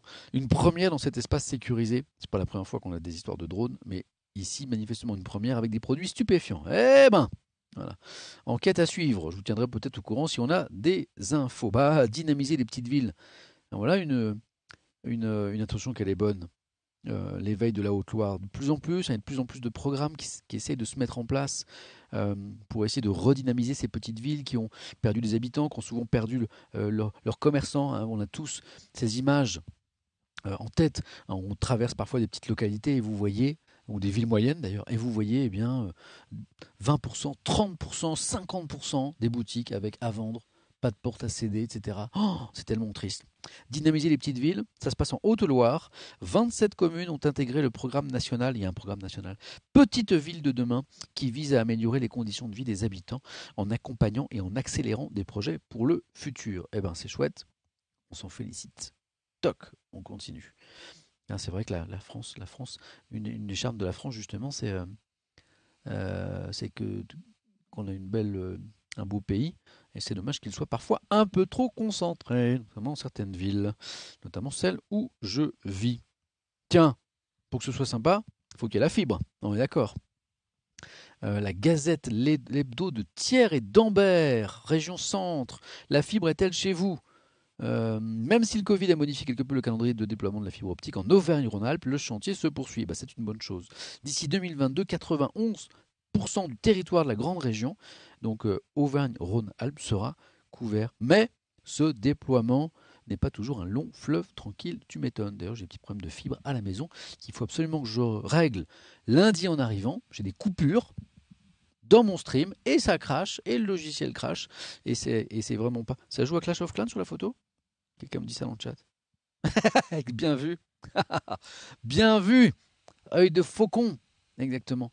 Ouais, ça joue à Clash of Clans. Putain, ça me rappelle des souvenirs, ça. Et donc, il faut absolument que je répare ma fibre parce que ça crache, ça n'est pas possible. Parce que dimanche, pas ce dimanche-là, dimanche d'après, un premier invité dans la matinée, Étienne, ça n'est jamais arrivé. Alors, j'ai eu Étoile, bien sûr, qui est venu jouer à la maison. On a joué à la nuit de la culture. Mais mon premier invité de la matinée, Étienne, secret, mystère. Qui sera ce premier invité? Un invité de premier plan, un invité qui va vous surprendre. C'est le 7, je crois, c'est le dimanche 7 mars. Bon, il faut que je répare ma fibre, sinon ça va pas le faire. Voilà, je suis sur le coup, je suis sur le coup. On continue, on continue. Vous voulez savoir? Vous ne saurez pas, ça n'est pas Teddy Riner, ça n'est pas Laurent Delahousse, ça n'est pas Michel Obama, ça n'est pas Edouard Baird, ça n'est pas Mister Chibre, ça n'est pas Thierry Beccaro, non. Non, non. Thierry Beccaro qui se lance bientôt sur Twitch. Jennifer Lopez, je ne dis pas. Je ne vous dis pas si c'est Jennifer Lopez ou pas. Ce sera la surprise. Hein? Ain't Your Mama, comme chante Jennifer Lopez. J'adore. Oh, si on chantait un Jennifer Lopez. Je kiffe tellement Jennifer Lopez. Si on chantait. Si je massacrais un peu Jennifer Lopez. C'est pas très sérieux, on vient à peine de commencer. Qu'est-ce que je fais? Je chante un petit peu de Jennifer Lopez ou quoi? Je kiffe tellement Jennifer Lopez. Il y a plein de gens dans le chat qui disent non, non, non, pas, non, non, ne chante pas. Et quelqu'un qui me dit non dans 15 minutes. Ah, si vous êtes partagé, hein, vous êtes partagé. J'ai trop envie de danser sur Jennifer Lopez. Non, pas déjà. Allez, tout à l'heure. Allez, c'est trop tôt. C'est trop tôt. Non, il y en a plein qui s'en vont. C'est trop tôt. J'adore quand tu chantes. Moi aussi, j'adore quand je massacre n'importe quel chanteur. Ouais, je vous ferai la Corée et tout. Ouais, allez, tout à l'heure, tout à l'heure. Rappelez-moi, on fera du Jennifer Lopez. Après, les gens s'en vont et tout. Oh là, je suis en retard ce matin, mais j'arrive sur une chanson, quelqu'un qui est super déçu. Ce sera pour tout à l'heure. Mais promis, promis, je vais chanter du Jennifer Lopez. Il y a quelqu'un qui dit, je suis pas là pour venir pour t'écouter chanter, hein. Voilà. On continue les amis. Pourquoi je parle de Jennifer Lopez? Pas du tout, moi. Euh, Elle est émouvante cette photo de l'impartial de la Drôme. Miraculé, Thierry Roudil, le Romanais, hein, la ville de Romans, qui est très belle. Thierry Roudil, propriétaire de l'établissement L'Appart Café. Bon, déjà, il me plaît. S'il y a café dedans, ça me plaît. À Bourg-les-Valences, a été contaminé par alors, quelqu'un qui dit la Covid-19, bon, moi je dis au mois d'octobre. Au mois de novembre, son pronostic vital était engagé. Regardez, il n'est pas vieux pourtant, hein. Au terme d'un combat mené au quotidien avec pugnacité et d'une rééducation réussie, il est rentré chez lui le 23 février. Voilà. Ah, je vois, il y en a qui connaissent, l'appart café. Il y en a qui connaissent l'appart café. Hein, voilà, j'ai cru que c'était le Christ cosmique. Ah, mais pas du tout. C'est un mec qui a l'air super sympa. Puisqu'il tient l'établissement, on peut boire du café. Donc, c'est forcément une belle personne. On continue. Ok. Oui. Oui. Qu'est-ce que c'est une évasane? Ah, évasane. On est avec le journal de l'île de la Réunion et qui titre Mayotte Réunion dans les coulisses d'une évasane. Évasane. Est-ce que ce serait un mot pour dire évacuation? Sans doute, regardez. 57 évacuations. Ah, évacuation sanitaire. Eva-san. Ah, Eva-san, alors du coup, je savais pas la ref. Et vous l'avez bien sûr, puisque hein, je ne sais pas combien vous êtes, mais vous êtes manifestement beaucoup plus au courant que moi. Vous êtes combien là d'ailleurs ce matin? J'ai pas le chiffre avec mes réglages ici. Évacuation sanitaire. Eva-san. Hein, vous l'aviez dit, vous êtes 10 000. C'est pour ça que vous êtes plus malin que moi. Vous allez beaucoup plus vite. 57 évacuations sanitaires ont eu lieu en 3 semaines. Nous avons suivi le parcours d'un malade du Covid, de son voyage en avion à son installation au CHU Nord. Euh, tac. Ouais, merci. Donc, vous savez, j'ai appris un nouveau mot. Eva-san. Évacuation sanitaire. Ok. Euh, ok. Ouais. Oh là là, c'est affreux, c'est tout. Non, je veux pas regarder ça. Oh là là, ça c'est toujours. Oh. Une famille vivait dans les détritus. C'est toujours des images. Oh là, oh là, c'est triste. Une situation malheureusement pas inédite au sable. Les sables, on est en Vendée. Oh là là, c'est triste ces images. Bon, on passe très très vite. Euh, hmm. Oh, il y a une polémique là. Qu'est-ce que c'est ça? D'accord, ok. Oui. Qu'est-ce que c'est que ce militaire là? Tiens, voilà la Légion. Titre La Lozère Nouvelle. Bon, ça c'est une actualité. Souvent, quand il y a des bases militaires dans la région, eh bien, vous avez dans les journaux des nouvelles. C'est normal parce que c'est une activité économique importante pour les régions concernées. Est-ce que c'est le cas? Les militaires de la 13e DBLE sont de retour sur le coast de Mende. Nos amis de la Légion ne sont plus désormais des étrangers sur nos terres. L'exercice est cette fois une première pour la 13e DBLE qui s'entraîne avec les hélicoptères. C'est exactement ce que j'évoquais. C'est-à-dire que hein, quand on a une base militaire dans la région, eh ben, on en parle régulièrement parce que, notamment économiquement, c'est important. Les militaires sont autant de pères de famille, les enfants sont à l'école, il y a les mamans qui travaillent aussi, souvent. Voilà, et bien évidemment, il y a des liens très forts. DBLE, division blindée. Quelqu'un m'interroge. Bon, on va aller voir. DBLE, ça veut dire quoi? Division blindée, c'est sûr. Mais qu'est-ce que ça veut dire? Paf. DBLE, tape. Vous l'avez? Ah. Ah, Légion étrangère, peut-être. DBLE, BLE, tac. Exactement. Je dis bravo à ceux qui l'avaient. Vérifions tout de suite. Regardez. Tac. 13e demi-brigade de Légion étrangère. DBLE. La 13e demi-brigade de Légion étrangère. Bravo à ceux qui l'avaient. Voilà.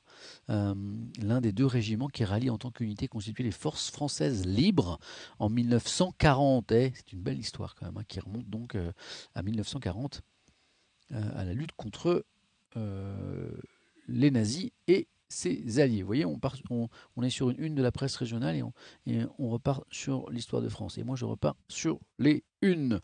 Tiens, voilà la Légion, titre donc la Lozère Nouvelle. Euh, la vaccination, oui, j'ai vu ça. La vaccination d'entreprise qui commence d'ailleurs.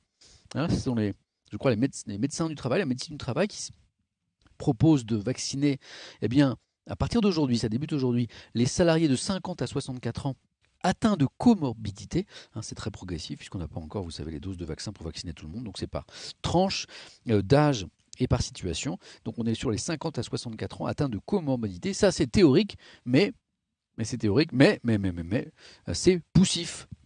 Ça démarre tout doucement, j'ai envie de dire.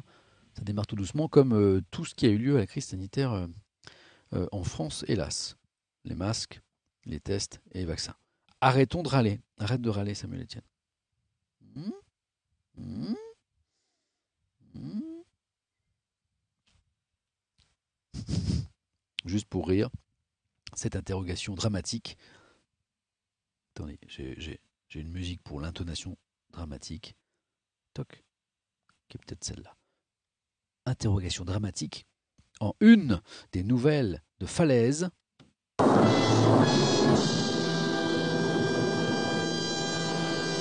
C'est pour quand la fin des crottes? On recommence.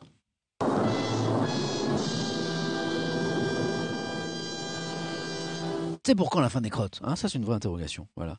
La ville de Falaise fait la chasse aux déchets. J'ai vu quelqu'un dans le chat à l'instant qui disait c'est bon, ça fait 5 minutes qu'il a parlé de chanter de Jennifer Lopez. Il a oublié sans doute continuer de l'occuper. Je n'ai pas oublié. Et d'ici la fin de ce stream, d'ici 11h, eh bien, je chanterai et je danserai du Jennifer Lopez parce que c'est mon plaisir et c'est mon bonheur. Comme je ne peux pas le faire à la télé, je me fais engueuler, je le fais ici.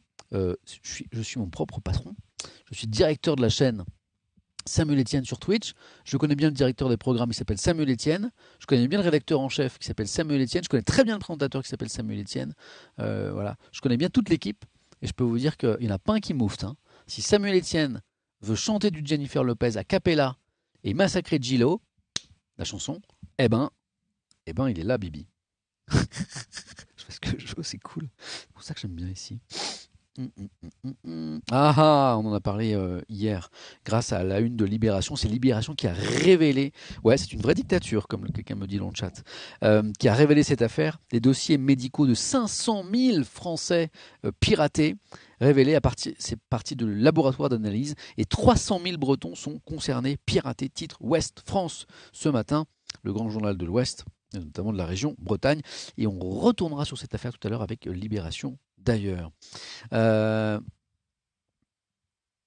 Ok. Oui. Qu'est-ce qu'il fait le monsieur là? Il a l'air bizarre son engin. Qu'est-ce que c'est que ça? Le pays malouin. Ah, le pays de Saint-Malo. Mais quel bel endroit. Des loisirs à pratiquer malgré la Covid. Arrêtez de dire là, j'aime pas la Covid. Ah, l'Académie française a dit la Covid. La Covid? Non, moi je suis sur le Covid. La maladie, le virus, on fait comme on veut. Je trouve que ça sonne pas trop. Alors ça y est, hein, il faut féminiser au maximum la langue française. Donc dès qu'on a une saloperie, il faut lui donner un nom féminin. Moi je dis non. Moi je suis je suis le Covid. Je suis team le Covid à mort. Mais je respecte ceux qui disent la Covid, même si je grogne. 20 idées pour les vacances. Mais c'est quoi cet engin? Vous avez vu ce truc? Attends, on va zoomer là. Est-ce que quelqu'un a une idée? Mais qu'est-ce que c'est que ce truc? Voiture à pédale? Voiture motorisée? Voiture électrique? Le mec, il est dans un chemin, il a un arceau. C'est quoi? Alors là, j'ai besoin de vous, là. Spider car? Buggy électrique? Voiture pendulaire? Caisse à savon? C'est juste un riche qui trouve une occupation. Me dit panneau municipal. Pédalo sur terre. C'est... Les russe, c'est la nouvelle Renault. Oh, c'est pas gentil. Un Boost Rover. Ah, vous êtes grave. On dirait un barbecue. Mais carrément, t'as raison. On dirait un barbecue sur roue. C'est un fou. Mais non, non, pas du tout. La prochaine fusée allant sur Mars.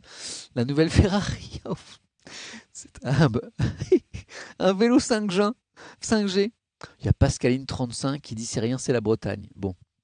Je sais que c'est pas du racisme anti-breton parce que quand on s'appelle Pascaline 35, c'est qu'on est en Ille-et-Vilaine. Donc c'est quelqu'un qui a de l'autodérision. Voilà. C'est c'est persévérance. Mais non, on n'est pas sur Mars, on est en Bretagne. C'est quoi cet engin? C'est pour ça que je kiffe de lire aussi la presse régionale. Il y a beaucoup de choses sérieuses. Puis on tombe sur des trucs comme ça. C'est quoi ce truc? Je vais aller voir. Je vais aller voir. Bougez pas si j'ai le... Ça m'étonnerait. Si j'ai le... Ah mais vous ne l'aviez pas à l'image. Mais vous l'aviez même pas à l'image. Si vous l'aviez l'image? Vous l'aviez l'image ou pas? Je vous l'avais. Si vous l'aviez, vous l'aviez. Voilà. Euh, on avait voilà. Et donc, attendez, je vais voir si je suis abonné au Pays Malouin, ça m'étonnerait, mais ce serait. Ah, c'est pas ça que je voulais faire. Hop, hop, oh là là. Je vais aller voir si je suis. Alors, je pense pas hein, que je suis abonné au Pays Malouin. Allons voir quand même, parce que ce serait tellement drôle de savoir c'est quoi cette histoire. Mais j'y crois pas. Pays Malouin, paraît un petit peu chaud. Alors, si je l'ai, mais si je l'ai, quel kiff. Bon, ça rame un peu. Oh là là, je l'ai. Oh non, j'y crois pas, je l'ai. J'ai le Pays Malouin. Si, j'ai le Pays Malouin. Alors, qu'est-ce que c'est que cette histoire? Page 4 et 5. Bon, on va y aller alors. Bon, c'est en train de charger. Voilà, on y va. Ok. Tac, tac. Oh, je suis mignon, tu choupitou. Attendez, j'y suis page 4 et 5. Ah, c'est là. Ah, ça y est, ok.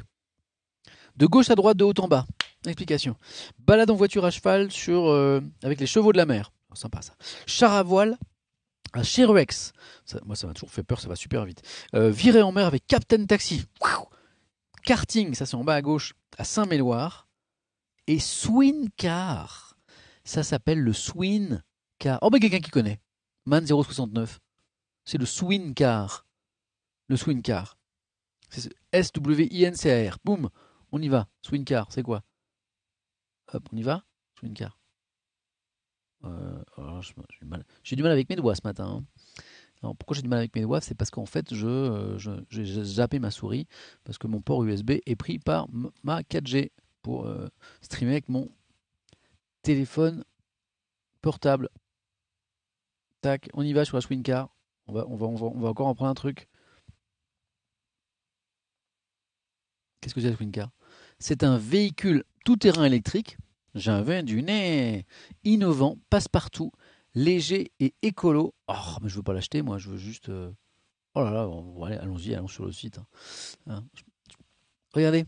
Oh là là, c'est drôle. Oh là là, ça mais c'est terrible, je me moque. Mais ça monte partout.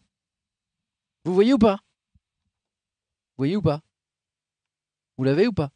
Mais c'est complètement malade. C'est génial en fait. Eh, on se moque, on se moque. Regardez comment il monte les trucs. Et puis c'est électrique en plus.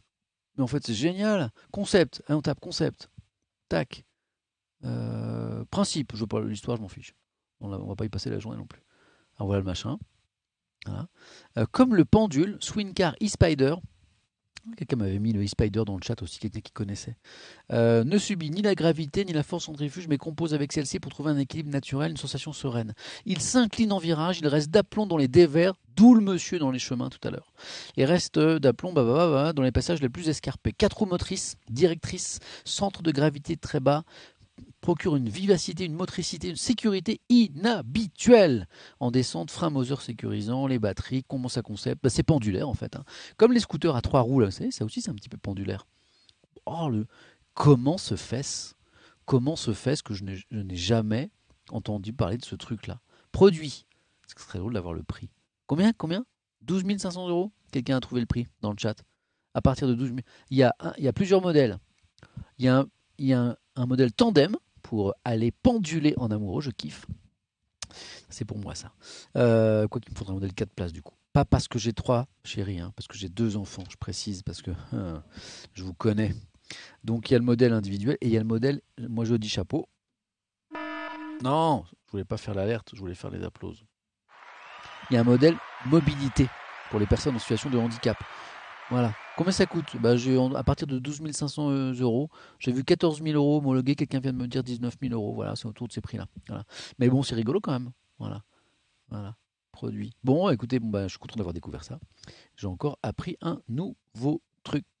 Euh, Vraiment le top. Allez, reviens. Petite tablette, connecte-toi. Le top, ce serait qu'il y ait une machine à café dedans. Voilà, et là j'achète. Voilà, quel que soit le prix. S'il y a une machine à café, moi, il n'y a pas de problème, j'achète. On retourne à quoi? On retourne à la presse en région. Ça veut dire qu'on retourne là. Ok. Bon, on a prévu, on l'a bien fait. On fait bien de se promener dans la presse en région. Moi, j'ai appris un truc, je connaissais pas ce truc. Allez, on continue. Ok. Ok. Ça, c'est chouette. Regardez, j'ai vu ça ce matin, le populaire du centre. Moi, je salue les initiatives individuelles dans ce contexte de crise si particulier. Pensez à leur bien-être. De quoi s'agit-il? Après la mobilisation des associations d'aide alimentaire, des psychologues et des opérateurs mobiles, c'est au tour des coiffeurs de montrer leur solidarité envers les étudiants de l'université de Limoges, des professionnels de l'Union nationale des entreprises de coiffure du Limousin offrent des coupes gratuites à les étudiants. Et on voit effectivement que les personnes au premier plan sont assez jeunes, quand certains salons proposent des réductions aux boursiers. C'est sympa, non? Hein. Mmh, mmh, mmh. Voilà. Bon, c'est sympa quand même. Ils sont tous de mèche. J'adore. Ton pseudo aussi. Gnurf de la Grande Cahute. Ouh là là, ça sent le gamer, ça, non, hein. Ils sont tous de mèche, me dit quelqu'un. Voilà. Est-ce que je peux faire quelques trucs en montagne malgré l'absence de ski? Moi, je skie pas du coup là, hein. Les remontées sont fermées, mais par contre, j'emmène les petits dans la neige, donc c'est rigolo. Voilà, j'ai payé 27 € hier sniff. Oh, 27 €. Ah, c'est cher. C'est 27 €. Alors moi, je sais pas tout ça parce que je me coupe les cheveux moi-même depuis 20 ans. Vous voyez cette magnifique structure? Regardez. Vous voyez là? Vous voyez ce beau? C'est moi qui l'ai fait. C'est moi qui me coupe les cheveux depuis 25 ans. Ouais, avec une tondeuse. Voilà. Ceci explique cela. Oh, oh, oh. Imagine, 25 €. Allez, imaginons que j'y vais tous les mois. Allez, téléphone. Je ne vais pas faire ça de tête, hein. 25 €. Ok, 25 € tous les mois, on va dire. Faut ça, hein, quand on est présentateur télé, faut y aller tous les deux. Le scoop. Ouais, c'est un scoop, c'est super important, ça va changer la face du monde. Pouf, je dis ce que je veux, je suis chez moi. Fois 12 mois. Ok, 300 € par an, multiplié par 20 ans. 6 000. Ouais, j'ai économisé 6 000 €. Voilà. Encore 40 ans et je m'achète le véhicule qu'on vient de voir, là. Voilà, donc, hein. Regardez comment c'est fait. À la tondeuse, une longueur sur le dessus, une longueur sur les côtés, une longueur derrière, une longueur sur les pattes, un petit ciseau pour faire le tour des oreilles. Bim, 10 minutes. Je mets la musique à fond dans la salle de bain et voilà. FC beau gosse. Je me dit Elisac Moa. Je ne dirai pas mieux. C'est Samuel. Il y a Tizef qui me dit Samuel, producteur, directeur de programme, rédacteur, régie, présentateur et coiffeur. Voilà. Non, ouais. En fait, je suis aussi parce que je suis un maniaque et j'aime bien faire les choses moi-même parce que je me dis qu'il n'y a que moi qui sais faire, hein. Je repasse mes chemises du boulot. Il y a un service de pressing à France Télévisions, bien sûr, à France Info, hein. Et ben moi, je repasse mes chemises parce que je suis persuadé qu'il n'y a que moi qui sais repasser mes cols de chemise exactement comme je veux le faire. Voilà. Donc, un maniaque. Ah là là là là là là. Ah. Donc, c'est pour ça aussi. On continue. Je n'oublie pas que je dois chanter du Jennifer Lopez, mais je dois aussi vous informer. Par exemple, là, on va s'arrêter sur la une de la Provence. La Provence, quotidien de Marseille. Légaliser serait une lâcheté. Interview exclusive, vous l'avez reconnu, de Gérald Darmanin. On n'est pas question pour un champion, ça rapporte pas de points. De Gérald Darmanin, le ministre de l'Intérieur. Légaliser serait une lâcheté. Il s'agit bien sûr du cannabis. Je suis en train d'afficher la une en haute définition, parce que je veux vous lire l'édito qui va avec ça, intitulé La quadrature du shit. Je peux vous dire que ce matin à 5h du matin, quand j'ai parcouru rapidement la presse et que j'ai vu l'édito La quadrature du shit, je me suis dit ça c'est un édito que je vais lire. Voilà. Donc légaliser serait une lâcheté. On va rappeler que c'est le ministre de l'Intérieur, Gérald Darmanin. Il parle bien sûr de la légalisation du cannabis. Récemment, j'avais lu pour vous un papier, je crois, dans Le Monde passionnant, qui disait que de plus en plus de voix en France s'élevaient pour demander la légalisation du cannabis, en estimant que le tout répressif était un échec et que ce thème allait devenir un des thèmes principaux, estimait l'article, de la prochaine présidentielle. En tout cas, il y a quelqu'un qui ne veut pas légaliser, c'est Gérald Darmanin. Il est en une de la Provence, interview exclusive. Et on va lire, on va faire un sondage après, vous avez raison, on va faire un sondage. Et on va lire cet édito, signé Romain Cap de Ponquin. Bon édito, mais d'abord j'ai trop besoin de café. Ça m'a donné soif tout ça, petit café.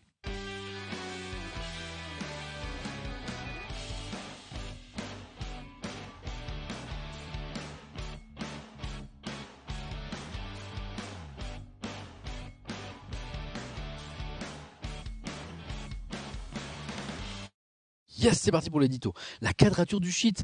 Mais le titre, il m'a tellement fait envie. Et puis, j'ai pas été déçu, on y va. Il ne lâchera rien. Walou. C'est c'est le journaliste qui écrit comme ça, j'adore.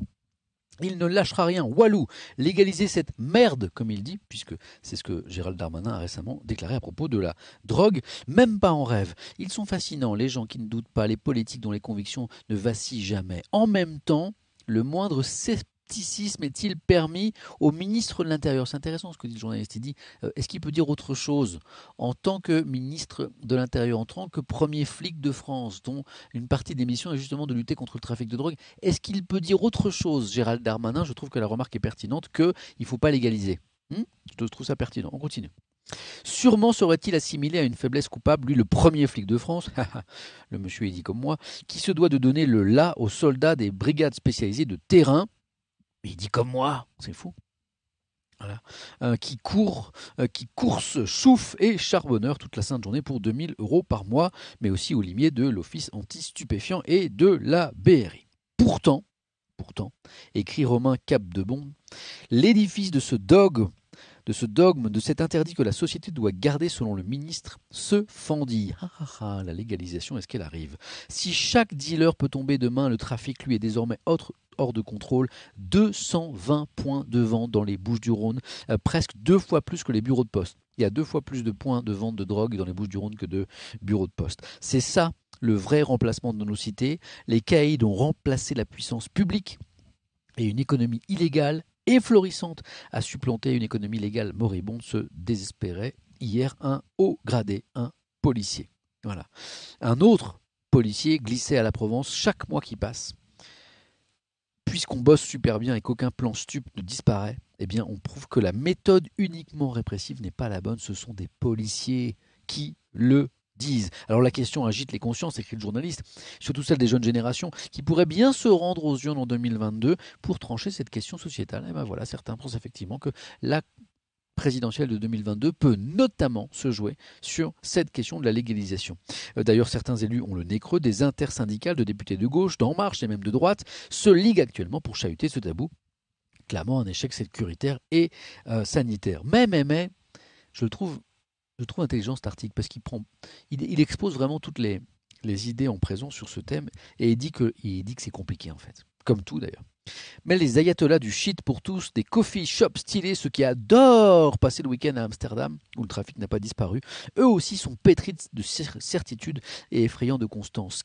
Qui sait dans quelle mesure les réseaux seront vraiment affaiblis par la légalisation? Si la consommation ne va pas encore augmenter, si les minots des stupes habitués à toucher en cash 3 SMIC par mois ne vont pas tout investir dans la coke, remplacer le braco de supérette ou l'arrachage de colliers en or, sport national à Marseille il y a peu. Une chose est sûre, ce combat mené du bout des poings laisse l'amère impression qu'un statu quo offre une certaine paix sociale, alors il va falloir choisir une guerre totale ou le drapeau blanc. C'est la quadrature du shit. Compliqué, hein? Compliqué. Et du coup, je vais vous demander votre avis. Petit sondage. Tout simple, hein, ce sondage. Nouveau sondage. Faut-il légaliser le cannabis? Alors, pas thérapeutique, hein, le cannabis pour everybody, hein, en France. Voilà, c'est simple, hein, comme question. Il n'y a pas à tortiller du sondage, hein, comme le disait le philosophe. Oui, non, je ne sais pas. Vous avez le droit de ne pas avoir d'avis sur cette question compliquée. Faut-il légaliser le cannabis en France? Oui, non, je ne sais pas. C'est parti. Vous voyez, c'est ça qui manquait hier dans le Twitch de Gabriel Attal, le porte-parole du gouvernement. Il prenait pas de questions dans le chat. Et puis, il lançait pas de sondage. Je trouvais qu'il n'a pas utilisé l'outil comme il aurait fallu. Voilà, avec les influenceurs et les influenceuses. Sondage. Oui, il faut légaliser le cannabis en France. Vous êtes 60% à le penser. Vous n'êtes que 23% à répondre non. 18% je ne sais pas. Voilà. Donc dépénalisation, vous êtes une large majorité. 59%, vous êtes 2500 à avoir voté déjà. Je vous laisse voter encore 30 secondes. Je vais ouvrir la fenêtre parce que comme il y a le soleil qui tape derrière. D'ailleurs, je vais vous montrer la vue quand même. On profite un petit peu. Pour ceux qui n'étaient pas là à 9h. Hein. De temps en temps, je fais des petites pauses pour vous faire profiter de cette vue. Ne vous inquiétez pas, la caméra va s'adapter. Il y a un grand soleil dehors, donc elle a besoin de quelques secondes. Petite caméra. Si je te mets, hop, ne vous inquiétez pas, ça vient d'un coup en fait. Allez, mais petite caméra. Ça c'est C'est le berceau du petit. Ah, voilà, faut être patient avec la technologie. Regardez ça. Petite pause. À 9h, je vous ai montré la vue. Je vous la remontre. À quelle heure il est là? Je sais pas. 10h et des brouettes. Regardez comme c'est beau. Voilà, j'ai la chance d'avoir un peu de vacances, la chance de pouvoir emmener ma petite famille à la montagne. Et voilà, ça n'est pas grand-chose, mais je voulais partager ça avec vous. C'est juste magnifique. On a la chance de vivre dans un pays tellement beau. Voilà. Et je sais que je suis un privilégié, hein. Je ne relance pas le débat, mais je sais que très peu de Français peuvent prendre des vacances, très peu de Français peuvent aller à la montagne. Moi, j'en ai pas pris depuis très longtemps. La montagne, je ne suis pas allé depuis longtemps. Là, j'ai trouvé un plan pas trop cher et voilà. Et donc, mais je sais que je suis un privilégié, je le sais. Voilà. J'assume. Ça fait du bien à ma famille, donc c'est ça qui est le plus important. 2700, 3000, vous êtes presque 4000 à avoir voté, et ben la tendance n'a pas changé. Hop, 58%, j'arrête le sondage, on est quasiment à la fin. 58% pour la légalisation, 23% contre, je ne sais pas, 19%. Ouais, c'est vachement intéressant. Tac. Tiens, si je tape répartition des votes, c'est quoi? Ah oui, bon, j'avais déjà l'info. Tac, ok. Et si vous faites un petit F5, vous avez le résultat définitif. Donc voilà, question difficile, mais vous avez donné votre avis, c'est tout l'intérêt de cet outil. 10h15, je suis tellement bavard. Dans 3 quarts d'heure, je suis censé avoir arrêté et on n'a toujours pas vu la presse nationale. Et vous savez quoi, on va aller la voir tout de suite, la presse nationale, parce que c'est pas possible. Donc on termine avec cette interview exclusive de Gérald Darmanin dans la Provence. Il restait beaucoup encore ou pas? Il restait un petit peu, je crois. Je regarde ce qui nous manquait. Oh là là, il y en a plein d'autres qui sont arrivés depuis tout à l'heure. Bon, c'est pas grave, on peut pas tout faire. En 2 heures déjà, j'essaie de vous donner un petit panorama de la presse nationale. Donc on va aller voir ça tout de suite. Tout ça, alors hop, ça c'est hop, hop. Je vais, voilà. Bon, tout ça pour ouvrir la fenêtre, je l'ai pas ouverte.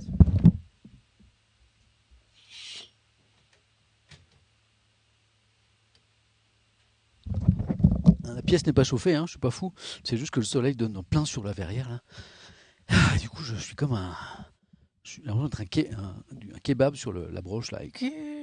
Voilà. Ouais, je sais, c'est super joli. Ouais. Oh, c'est trop beau. Bon, les amis, on va voir la presse nationale. Pas sûr de pouvoir vous lire Jennifer Lopez. Enfin, chanter de Jennifer Lopez ce matin, c'est pas sûr. Allez, on y va. Des choses vraiment intéressantes ce matin. Vous allez voir, vous n'allez pas regretter. Et c'est parti. On va commencer avec Le Monde. Comme souvent, j'aime bien commencer avec Le Monde. Macron face aux limites du en même temps. C'est intéressant. De quoi s'agit-il? Je lis. En l'espace de quelques jours, l'exécutif a vu réapparaître en son sein et dans sa majorité, vous le savez peut-être, des clivages que le chef de l'État entendait dépasser. L'instauration d'un menu sans viande dans les cantines scolaires à Lyon, vous avez sans doute suivi cette polémique à l'intérieur même du gouvernement. Les déclarations de Frédérique Vidal, le ministre de l'Enseignement supérieur, sur l'islamo-gauchisme qui gangrène l'université, ont donné lieu à une féroce bataille de lignes au sein également du gouvernement. Le macronisme, qui se revendique une identité pragmatique, se retrouve confronté à une cohabitation de sensibilités contraires, voire antagonistes. Pour le politologue Bruno Cotresse, cela montre que le clivage gauche-droite n'a jamais disparu au sein de la majorité de la République en marche. J'aime beaucoup ce bandeau-là du Monde, qui souvent, quelques lignes, résume une actualité un petit peu complexe. C'est une vraie force du Monde de savoir parfois condenser et simplifier une actualité. Donc ce premier titre est toujours intéressant. Macron face aux limites du en même temps. Ça, je ne l'ai lu que dans Le Monde. Et pourtant, j'ai lu toute la presse. Merci au Monde de dénoncer ce qui vient de se passer en Iran. Regardez. En Iran, une entraîneuse de ski privée de voyage en Italie par son mari. De quoi s'agit-il? Je lis. Jusqu'à la dernière minute, l'équipe féminine de ski alpin de la fédération de ski iranienne a voulu y croire. C'est drôle, une faute de français dans Le Monde, ça n'arrive jamais. Ah non, pas du tout, il y avait deux propositions, et donc du coup il y a un futur. Je ne voulais pas y croire et j'avais raison, il n'y a pas de faute de conjugaison. L'entraîneuse des skieuses iraniennes, Samira Zargari,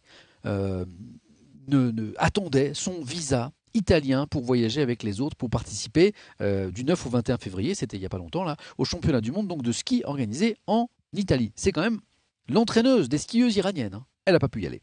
Rien n'y a fait.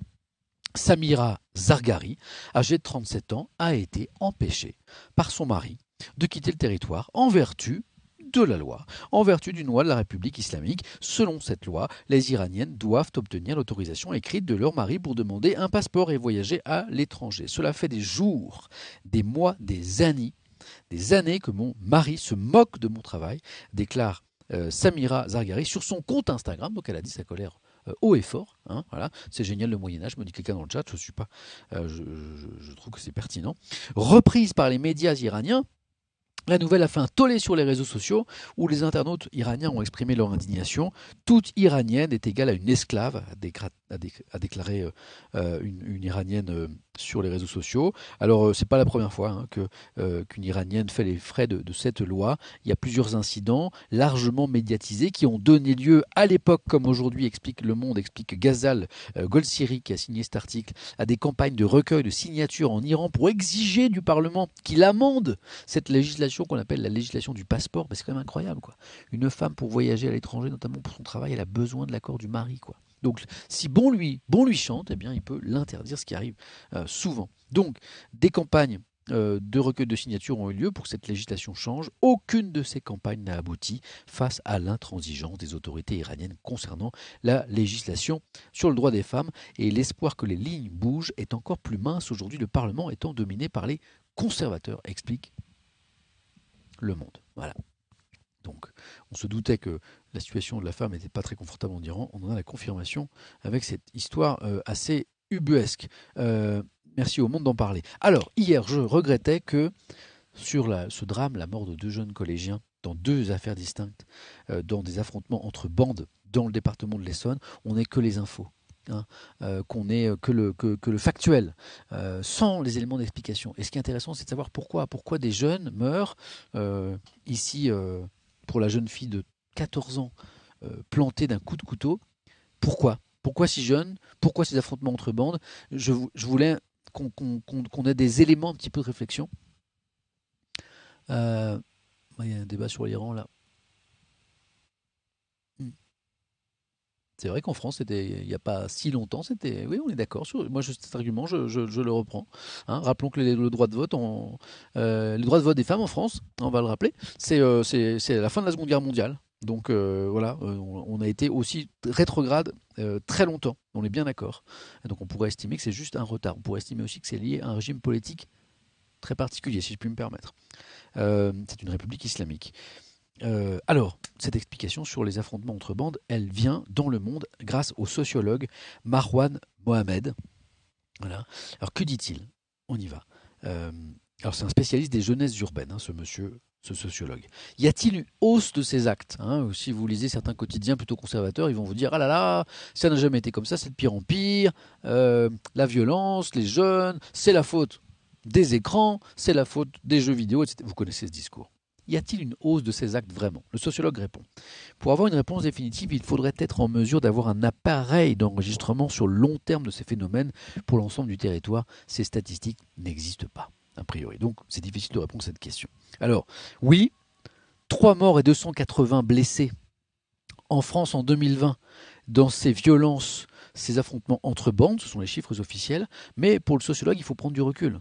Sur la même année 2020, si on va à Chicago aux États-Unis, population de 2,7 millions, donc 2,2 millions pour Paris, c'est comparable.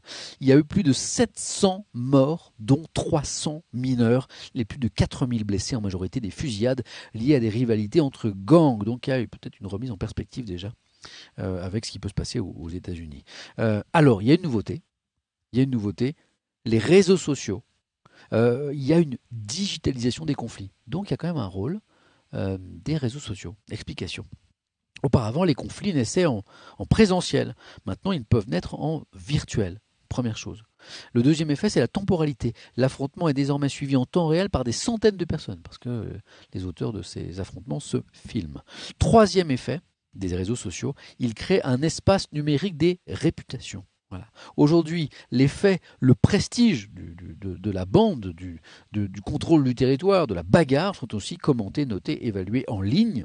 Le dernier effet, c'est que les belligérants se mettent en scène. Donc il y a un effet peut-être aggravateur des réseaux sociaux. C'est ce que relate J'ai un message de mon opérateur téléphonique.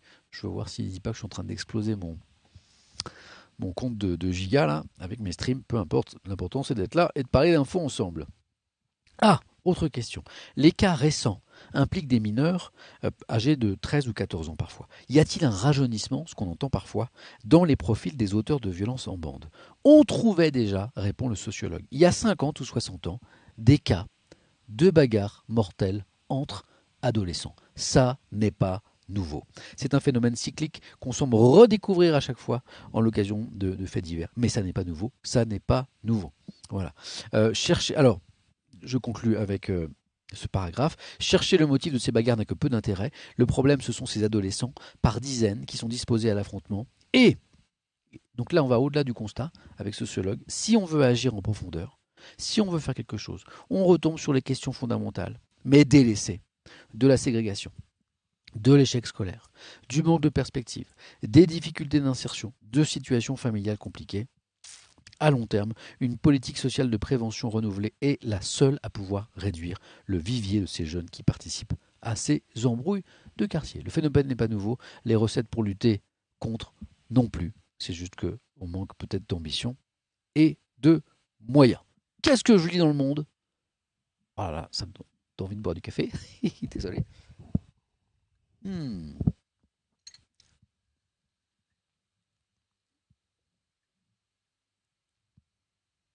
Passe la facture en note de frais. Quelqu'un qui me dit passe la facture de tes streams en note de frais. Mais note de frais de quoi? Je suis pas salarié de France Télévisions quand je suis sur Twitch, hein. Je le fais pour mon propre compte. Je suis pas. Je sais pas si certains se posent la question, mais c'était pas France Télévisions qui m'a demandé de streamer, d'arriver sur Twitch. Non, je ne fais pas de l'entrisme. Je suis pas un éclaireur pour France Télévisions, hein. Je le fais vraiment. Je fais vraiment pour moi. Personne ne m'a demandé à France Télévisions. Je l'ai vraiment décidé dans mon coin. Et puis par ailleurs, moi j'ai fermé les subs en note de frais à moi-même. Ouais. Mais j'ai fermé les subs. Je ne suis pas auto-entrepreneur parce que j'ai fermé les abonnements. Donc on ne peut pas s'abonner à moi. Pour l'instant, j'ai décidé ça au début parce que je voulais vivre ça comme une expérience. Bon, il se trouve que c'est de plus en plus. Non, j'ai pas d'auto-entreprise, j'ai pas créé de. C'est juste un compte pour moi. C'est quelque chose comme un compte sur un réseau social que j'ai ouvert. Donc mes subs sont pas ouverts.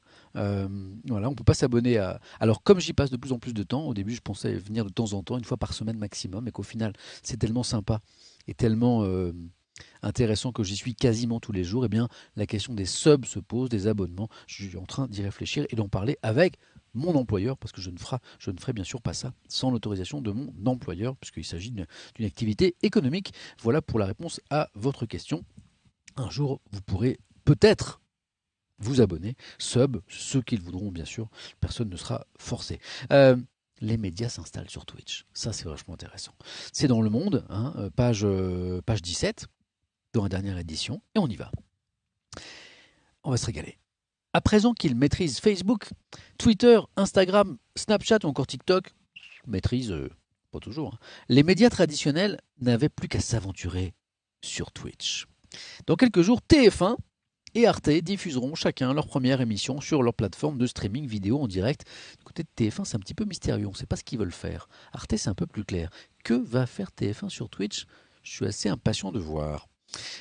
Tandis que France Télévisions, mais c'est chez moi ça, qui disent, tentera d'ici 2 semaines, oui, une nouvelle expérience après celle qui a vu l'animateur Samuel Etienne, mais c'est moi, et le docteur Damien Mascret, mais oui, j'ai fait ça avec lui, répondre aux questions des spectateurs sur le Covid-19. France Télévisions va tenter une nouvelle expérience dans 2 semaines. Tatatat. Mais, mais en fait, je sais ce que c'est.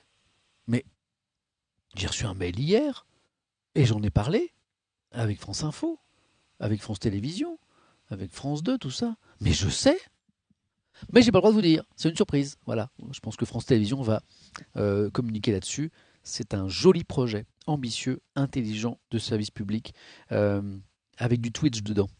Vachement intéressant. Ouais, auquel je suis associé. On vous en dira plus quand on pourra vous en dire plus. Quand l'équipe est Science et Avenir rendons à César ce qui est à César. Ils sont sur Twitch depuis quelque temps déjà. Quand l'équipe est Science et Avenir, ils disposent de leur chaîne. Ouest France a proposé 3 émissions la semaine dernière. Alors à Ouest France, ils expliquent, nous avons surtout voulu mener un test, explique un rédacteur en chef qui est délégué au numérique. Est-ce que nous avons notre place sur Twitch? Eh bien, c'est ce que nous sommes en train d'évaluer. On est dans le test là. Et alors Le Monde écrit, et ça je trouve ça bien, j'espère que c'est vrai, c'est Aude Dassonville, que je salue, que je connais, qui écrit: cette question, tous les acteurs se la posent avec humilité, car on ne se présente pas à la communauté Twitch, essentiellement composée de jeunes adultes dotés de leur propre code, comme aux abonnés de Twitter ou d'Instagram à qui on délivre des messages de manière radicale et verticale, pardon, Le Monde a bien compris quand même. Sur cette terre d'élection des gamers, des amateurs de jeux vidéo, on stream, on diffuse en direct pour des viewers, spectateurs qui dispensent leurs commentaires écrits en flux continue, comme ce que vous faites en ce moment, dans un exercice interactif qui peut durer des heures. Je confirme. Une grammaire très spécifique qui condamne d'emblée qui voudrait faire une émission de télé à l'ancienne et la diffuser ensuite. Donc il y a quelqu'un qui nous dit dans l'article que la télé, si elle vient faire de la télé à l'ancienne, ça ne va pas marcher. Qui nous dit ça? C'est Yannick Ezard, journaliste à la rédaction de TF1 est responsable de l'innovation et pour l'information dans la chaîne. Le jeune homme, parce qu'il est assez jeune, ne révèle encore ni le nom ni la durée du programme qu'il prépare pour le courant du mois de mars. Mystère. On ne sait pas ce qu'ils veulent faire TF1. Mais il y a un truc. Mais une chose est sûre, après que Denis Brognard est allé parler de Koh-Lanta sur la chaîne Le Stream, la une sera cette fois entièrement maîtresse de ce rendez-vous d'information. Donc TF1 se lance sur Twitch pour faire quoi? Je ne sais pas, et Le Monde ne le sait pas non plus. Voilà. Ce qui est intéressant, c'est que ce jeune homme qui est responsable de tout ça à TF1, Yannick Ezard, il dit ceci: la prochaine présidentielle en 2022 se jouera au journal de 20h, mais aussi sur les réseaux sociaux, et Twitch sera l'un des endroits où on en parlera. Donc, je ne sais pas si on veut des politiques sur Twitch, on a fait un sondage là-dessus ensemble tout à l'heure, mais ce qui est sûr, c'est que les politiques vont venir sur Twitch, exactement ce que je vous disais.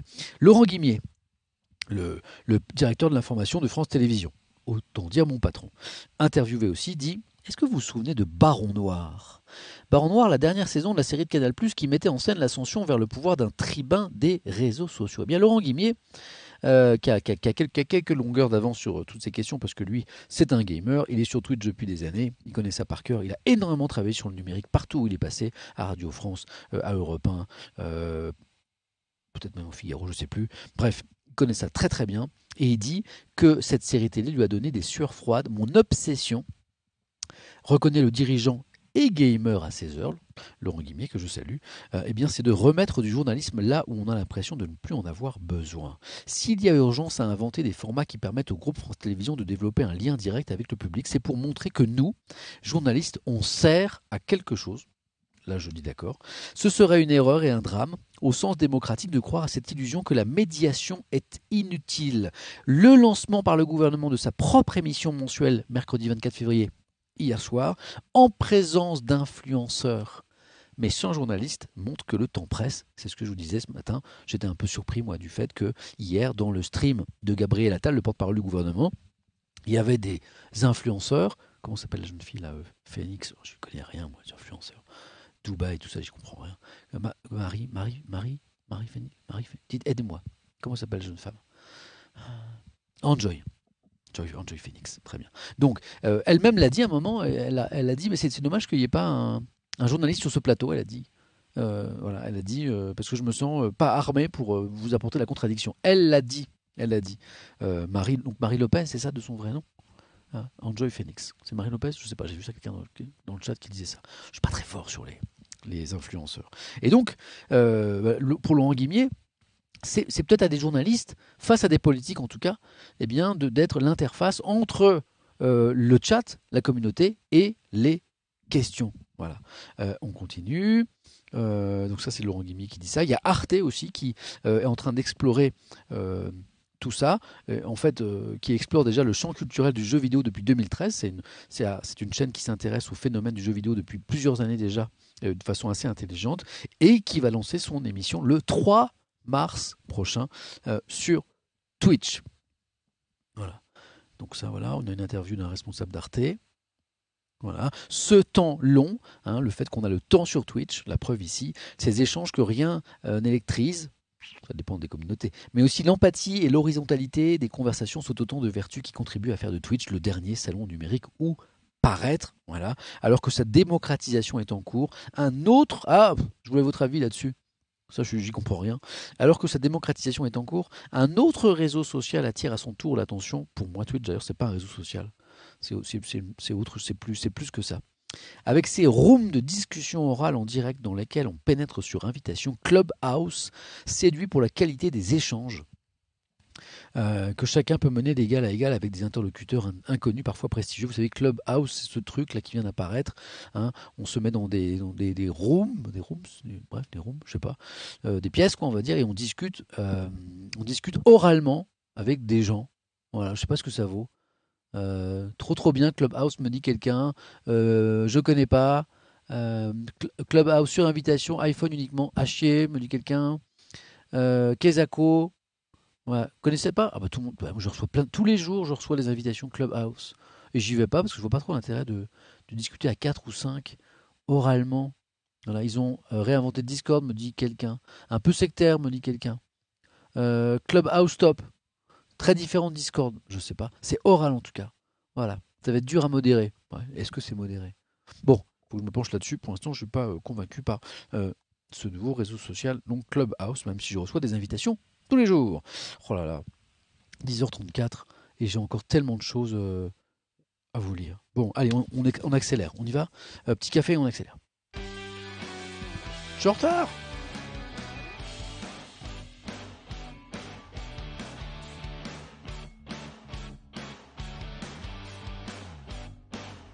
Et Sam, on accélère, on accélère, on accélère. La une du Parisien très intéressante, Nice et Dunkerque reconfinés le week-end, vous le savez, les départements qui risquent le reconfinement, quels sont-ils? On en parle en région parisienne, on en parle dans les Hauts-de-France, on en parle dans une partie du Grand Est ou encore en PACA. Eh bien, de nouvelles mesures au cas par cas pourraient être annoncées aujourd'hui par le Premier ministre Jean Castex. Édito de Rémi Dessart sur cette question. Ouais. Je vous le résume, le mois de mars va être pourri. Ça, je vous résume l'édito. On est sur ce que certains épidémiologistes avaient redouté, c'est-à-dire l'arrivée des variants anglais et sud-africains qui devraient impacter fortement à la hausse les courbes de contamination, d'où la situation actuelle, d'où les inquiétudes qui augmentent, d'où les mesures locales spécifiques visant certains départements, certaines régions. La fin de l'édito, c'est « mais il faudra sans doute en passer d'abord par un mois de mars pourri ». Alors pourquoi il faudra sans doute en passer d'abord par un mois de mars pourri? Parce que bien il y a de l'espoir quand même, le réchauffement des températures, vous vous souvenez l'été dernier, et la campagne de vaccination qui va s'accélérer devrait freiner l'épidémie. Mais a priori, le mois de mars, ça va être chaud. C'est ce que nous dit le Parisien. Le Parisien qui se penche aussi sur les couacs au sein du gouvernement. Qui se multiplient sur la question de l'écologie, par exemple. Et alors, il y a un article que je trouve assez pertinent d'Olivier Beaumont et Pauline Thévenot sur cette question. À qui profite le crime de tous ces couacs? Alors, je ne sais pas si c'est juste ou pas, mais c'est intéressant. C'est un ministre de la majorité qui s'intéresse à qui peut profiter le crime. Surpris de voir Emmanuel Macron en retrait dans cette séquence, on ne l'entend pas, jusqu'à le soupçonner d'y trouver peut-être le chef de l'État un intérêt politique. La question que l'on peut se poser, c'est quelle est la part du couac, quelle est la part de stratégie? C'est Philippe Moreau-Chevrolet, spécialiste de communication politique, qui s'interroge ainsi. Le président Macron sait bien que le débat sémantique sur l'islamo-gauchisme, par exemple, divise la gauche. C'est comme la viande dans les cantines, ça fragilise les écolos. Et quand Darmanin dit que Marine Le Pen, est molle, c'est d'abord un problème pour la droite et le RN. Bref, on est en pleine triangulation politique, décrypte ce spécialiste. Qui ajoute il envoie des petites bombinettes, c'est du trumpisme à fragmentation pour diviser les oppositions. Bon, c'est ce qu'il fait depuis qu'il est au pouvoir. Et lui, pendant ce temps-là, il reste au-dessus de la mêlée en faisant de la communication feel good sur le Covid avec, par exemple, McFly et Carlito. Est-ce qu'il y a de la stratégie? Est-ce qu'il y a de la stratégie? Je ne sais pas. Voilà. En tout cas, le Parisien s'interroge. L'Opinion consacre également sa une à ces divisions au sein de la majorité. La Macronie étale ses faiblesses sur la question des cantines, du menu sans viande, de l'écologie, absence de collectif, carence sur la doctrine écologique, après celle sur l'islamo-gauchisme, écrit l'opinion. La polémique autour des menus végétariens dans les restaurants scolaires de Lyon est révélatrice. Végétarien avec de l'œuf et puis du poisson. Je préfère dire menu sans viande. Je ne crois pas que ce soit vraiment végétarien. Oui. Donc l'article développe un petit peu les divisions et écrit des choses intéressantes dans l'opinion ce matin sur cette majorité. Quelle est-elle vraiment? Est-elle homogène? Pas forcément. De quoi alimenter, écrit l'opinion ce matin, la thèse souvent développée par le président de l'Assemblée nationale, Richard Ferrand, selon laquelle cette majorité LREM serait un groupe d'auto-entrepreneurs individuels. On parlait d'auto-entrepreneurs tout à l'heure. Il y a donc autant d'avis que de personnes. Au-delà de la forme, l'épisode révèle un problème de fond. Quelle est la doctrine macroniste sur l'écologie? Il n'y en a pas, nous dit Carole Vigoureux dans son article. Le problème, c'est que l'écologie n'a jamais été dans l'ADN d'Emmanuel Macron, qui s'est saisi du sujet au fil du quinquennat. En attendant, différentes sensibilités se sont construites au sein de la majorité pour que le sujet reste abrasif, comme l'avait rappelé l'épisode douloureux sur le glyphosate en mai 2018. La manière dont le sujet a mis le feu à la Macronie est inquiétante pour la suite. Que vont donner les débats sur la loi climat qui arrive là, dans quelques jours, le 8 mars, à l'Assemblée? Le texte prévoit notamment la généralisation du plat végétarien dans les cantines scolaires, mais en option. Va être chose débat, estime l'opinion. La une de l'opinion sur, non pas de Libération, non pas sur le jour sans fin, mais sur le joug, J-O-U-G, sans fin. Excellent titre. Comme quasiment tous les jours de Libération, flambée épidémiciste, Dunkerque, montée en puissance des variants, vaccination qui traîne. Faut-il craindre une troisième vague? Se demande Libération. Il est bien cet édito. Est-ce que j'ai le temps? Oh là, ça va tellement vite. Allez, j'ai le temps. Non, c'est mon papa qui m'appelle. C'est le plus important. Je lui dis, je le rappelle. Vous bougez pas? Coucou papa. Je suis en train de faire un petit truc de travail. Est-ce que je peux te rappeler à 11h? Oui, je te rappelle tout à l'heure. Je t'embrasse fort. À tout de suite. Bisous papa. À tout de suite. Le papa, c'est plus important que Twitch. Excusez-moi. Oui, oui, j'avais laissé le son, mais ça va, j'ai le droit d'embrasser mon papa. Je pense quand on a la chance d'avoir un papa, on l'embrasse. C'est pas une info.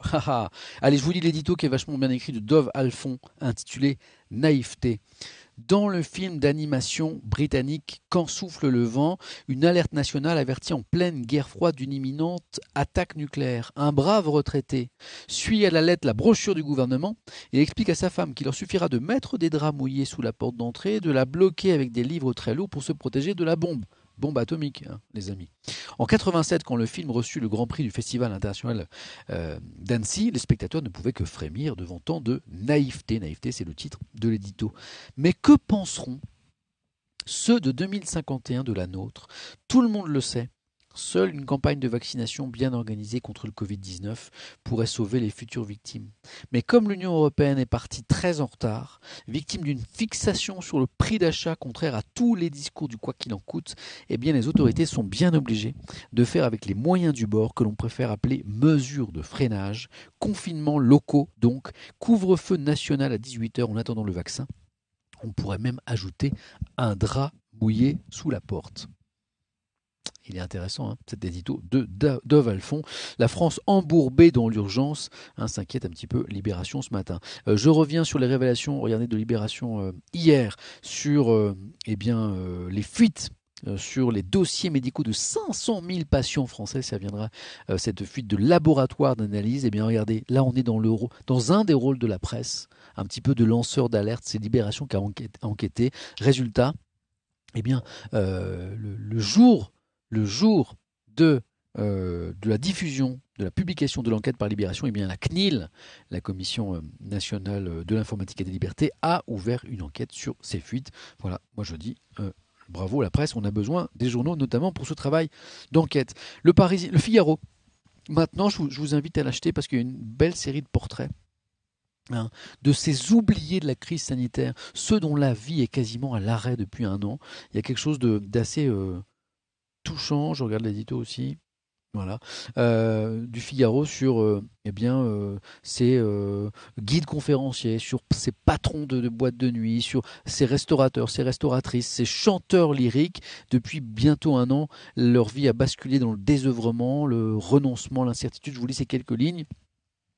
C'est une jeune femme qui, faute de trouver une alternance et de pouvoir payer son école, a dû renoncer à faire des études. C'est un chanteur lyrique qui a quitté l'opéra de Vienne en Autriche pour devenir livreur à vélo. C'est un dompteur qui doit vendre son matériel, un camion, un groupe électrogène pour nourrir ses bêtes. C'est un guide conférencier contraint de renoncer à sa passion pour pouvoir se nourrir. C'est une restauratrice dont les employés au chômage partiel depuis un an n'en peuvent plus d'être inactifs, entreprenants, dynamiques, inventifs, courageux. Tous veulent clore à une sorte du tunnel, mais en dépit de leurs efforts, ils sont devenus les victimes d'une mécanique qui les dépasse.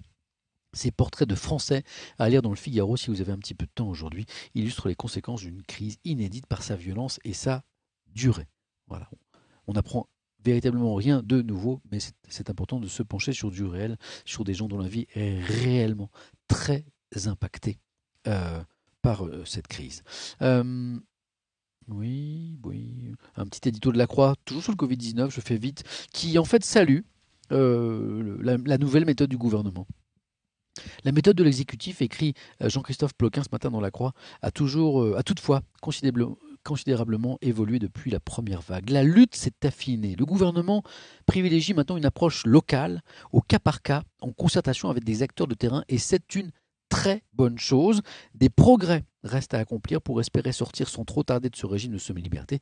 Tu m'étonnes, on en rêve tous. Il faudrait notamment pouvoir dépister plus vite les variants du coronavirus et accélérer la vaccination de la population. En tout cas, la Croix estime que cette nouvelle politique du cas par cas, du ville par ville, la Croix estime que c'est mieux que des mesures nationales qui manqueraient peut-être un petit peu de finesse.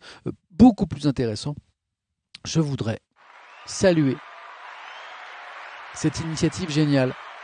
On est dans la région de Nantes. Des entreprises nantaises confient leurs clés à des sans-abri. Je vois le titre, je me dis tiens, je vais lire cet article, c'est étonnant. De quoi s'agit-il? Utiliser les bureaux désertés le soir et les week-ends pour accueillir les personnes précaires, c'est l'ambition de Bureau du Cœur, association nantaise en pleine croissance. Alors, c'est une association, donc les Bureaux du Cœur, qui a été créée par un monsieur qui s'appelle Pierre-Yves Loaec, un nom qui fleure bon l'ouest de la France, qui fleure bon la Bretagne. Plus de 15 minutes, je me dépêche. L'idée a germé dans l'esprit du chef d'entreprise courant 2019. On était obligé de chauffer nos locaux la nuit, c'est complètement absurde. Je me suis dit qu'il suffisait d'installer un matelas pour accueillir quelqu'un. Après un an de réflexion, après avoir réglé la question des assurances, eh bien le projet des bureaux du cœur est lancé. Claude Chiron a été le premier chef d'entreprise à accueillir un invité, comme il le dit, un peu avant le confinement du mois de mars. S'il confie avoir trouvé ce projet très utopique à l'origine, eh bien il a été conquis par la simplicité de la mise en place qui ne coûte rien, juste mettre un lit à disposition. Alors, il y a un monsieur qui s'appelle Siméon, qui travaille la journée dans les espaces verts nantais, qui n'avait pas de logement et qui profite de cet hébergement, convaincu que ces 3 mois vont lui permettre de se remettre sur pied, qui a connu la rue et les appels 20 ou 115, qui se retrouve enfin seul dans une pièce sans que quelqu'un crie à ses côtés. En un an, alors c'est très modeste pour l'instant, hein, en un an, une dizaine de personnes ont pu être hébergées par les bureaux du cœur. Pour Pierre-Yves Loaec, on a fait la preuve du concept et maintenant on cherche à le développer. Alors, une dizaine de personnes hébergées sur un an, c'est pas beaucoup, mais c'est déjà ça. Peut-être que ce concept va se développer, peut-être qu'il va donner des idées à d'autres entreprises. C'est du cas par cas, évidemment, mais je voulais saluer les personnes qui sont derrière cette initiative. Je dis chapeau. Finalement, on n'est pas si en retard que ça. Regardez, parce que je suis sûr. Eh oui.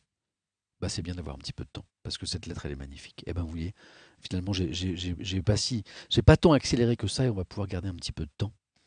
Pas pour chanter Jennifer Lopez, pour quelque chose de beaucoup plus important. Voilà, sur cet article extrêmement émouvant. J'aurais bien voulu reboire du café avant, parce que je veux encore pleurer, je me connais. C'est la lettre d'un père à son fils. Christophe Domenici, vous savez, ce rugbyman qui a trouvé la mort il n'y a pas longtemps, à l'âge de 48 ans, hein, qu'on a retrouvé qu'on a retrouvé mort en bas d'une construction de plusieurs étages, un parapet en béton de 20 mètres de haut.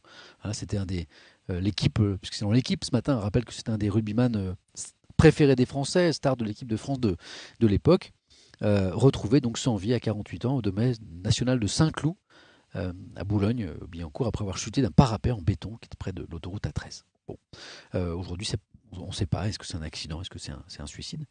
Euh, la famille pense que c'est pas un suicide, qu'il allait pas bien, il était malade, il était déprimé, il prenait des médicaments aussi, mais pour la famille, notamment pour sa compagne, eh bien, c'est pas un suicide, c'est un accident. Mais là, ce qui est très très beau, c'est cette lettre à son fils, la lettre de Jean Dominici, le père de Christophe, qui a préfacé la réédition de l'autobiographie consacrée à son fils qui paraît aujourd'hui. Et l'équipe, merci pour tous les petits F dans le chat, pour la mémoire de ce grand monsieur, Christophe Dominici. Et donc, il y a les lettres des mots de son papa. Et c'est une lettre magnifique. Je ne suis pas sûr de pouvoir vous la lire en entier parce que les extraits que j'ai choisis, parce que c'est très très émouvant et parfois j'ai du mal à prendre de la distance par rapport à ça. Si je m'arrête, eh ben vous irez lire l'équipe, ça vaut vraiment le coup. Page 18, page 19, franchement, rien que pour ça, achetez l'équipe aujourd'hui, c'est juste magnifique. Petit extrait. Ne plus te voir, ne plus t'entendre, c'est dur. On m'a enlevé ta sœur, c'est une partie de moi-même qui est partie avec elle. Maintenant, on m'enlève la moitié qui me faisait vivre, et plus rien n'a de sens. Loretta, la compagne de Christophe Dominici, m'a tout de suite dit qu'elle ne croyait pas à la thèse du suicide, qu'elle était follement inquiète pour toi. La maladie t'envahissait, te privant de sommeil, et que quand tu parvenais à dormir un petit peu, ton repos était perturbé par des cauchemars, des histoires de poursuites, d'agressions dont tu te sentais victime. On t'a retrouvé sur le sol. Mort sur le cou, mais gisant sur le dos, pas face contre terre comme quelqu'un qui se jette volontairement dans le vide. Ton corps n'était pas disloqué, ton visage pas abîmé, tes ongles seulement semblaient avoir été arrachés comme si tu avais tenté de te rattraper. C'est le papa qui dit ça, il ne croit pas au suicide.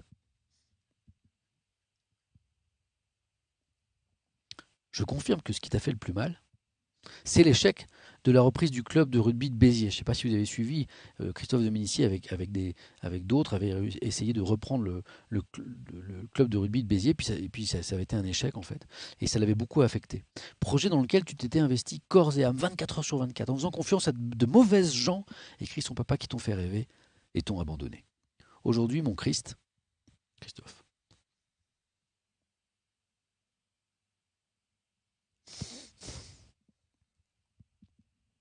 aujourd'hui, mon Christ, mon chéri, tu n'es plus là physiquement, parmi nous, quand tous les objets, les sons, les discussions ne parlent que de toi.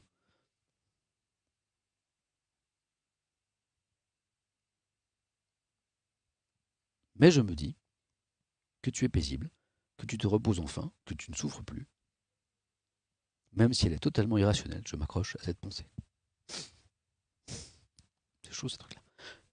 Quoi faire d'autre? Et c'est signé Jeannot, ton papa qui t'aime. Hop. Petite pause. Hop.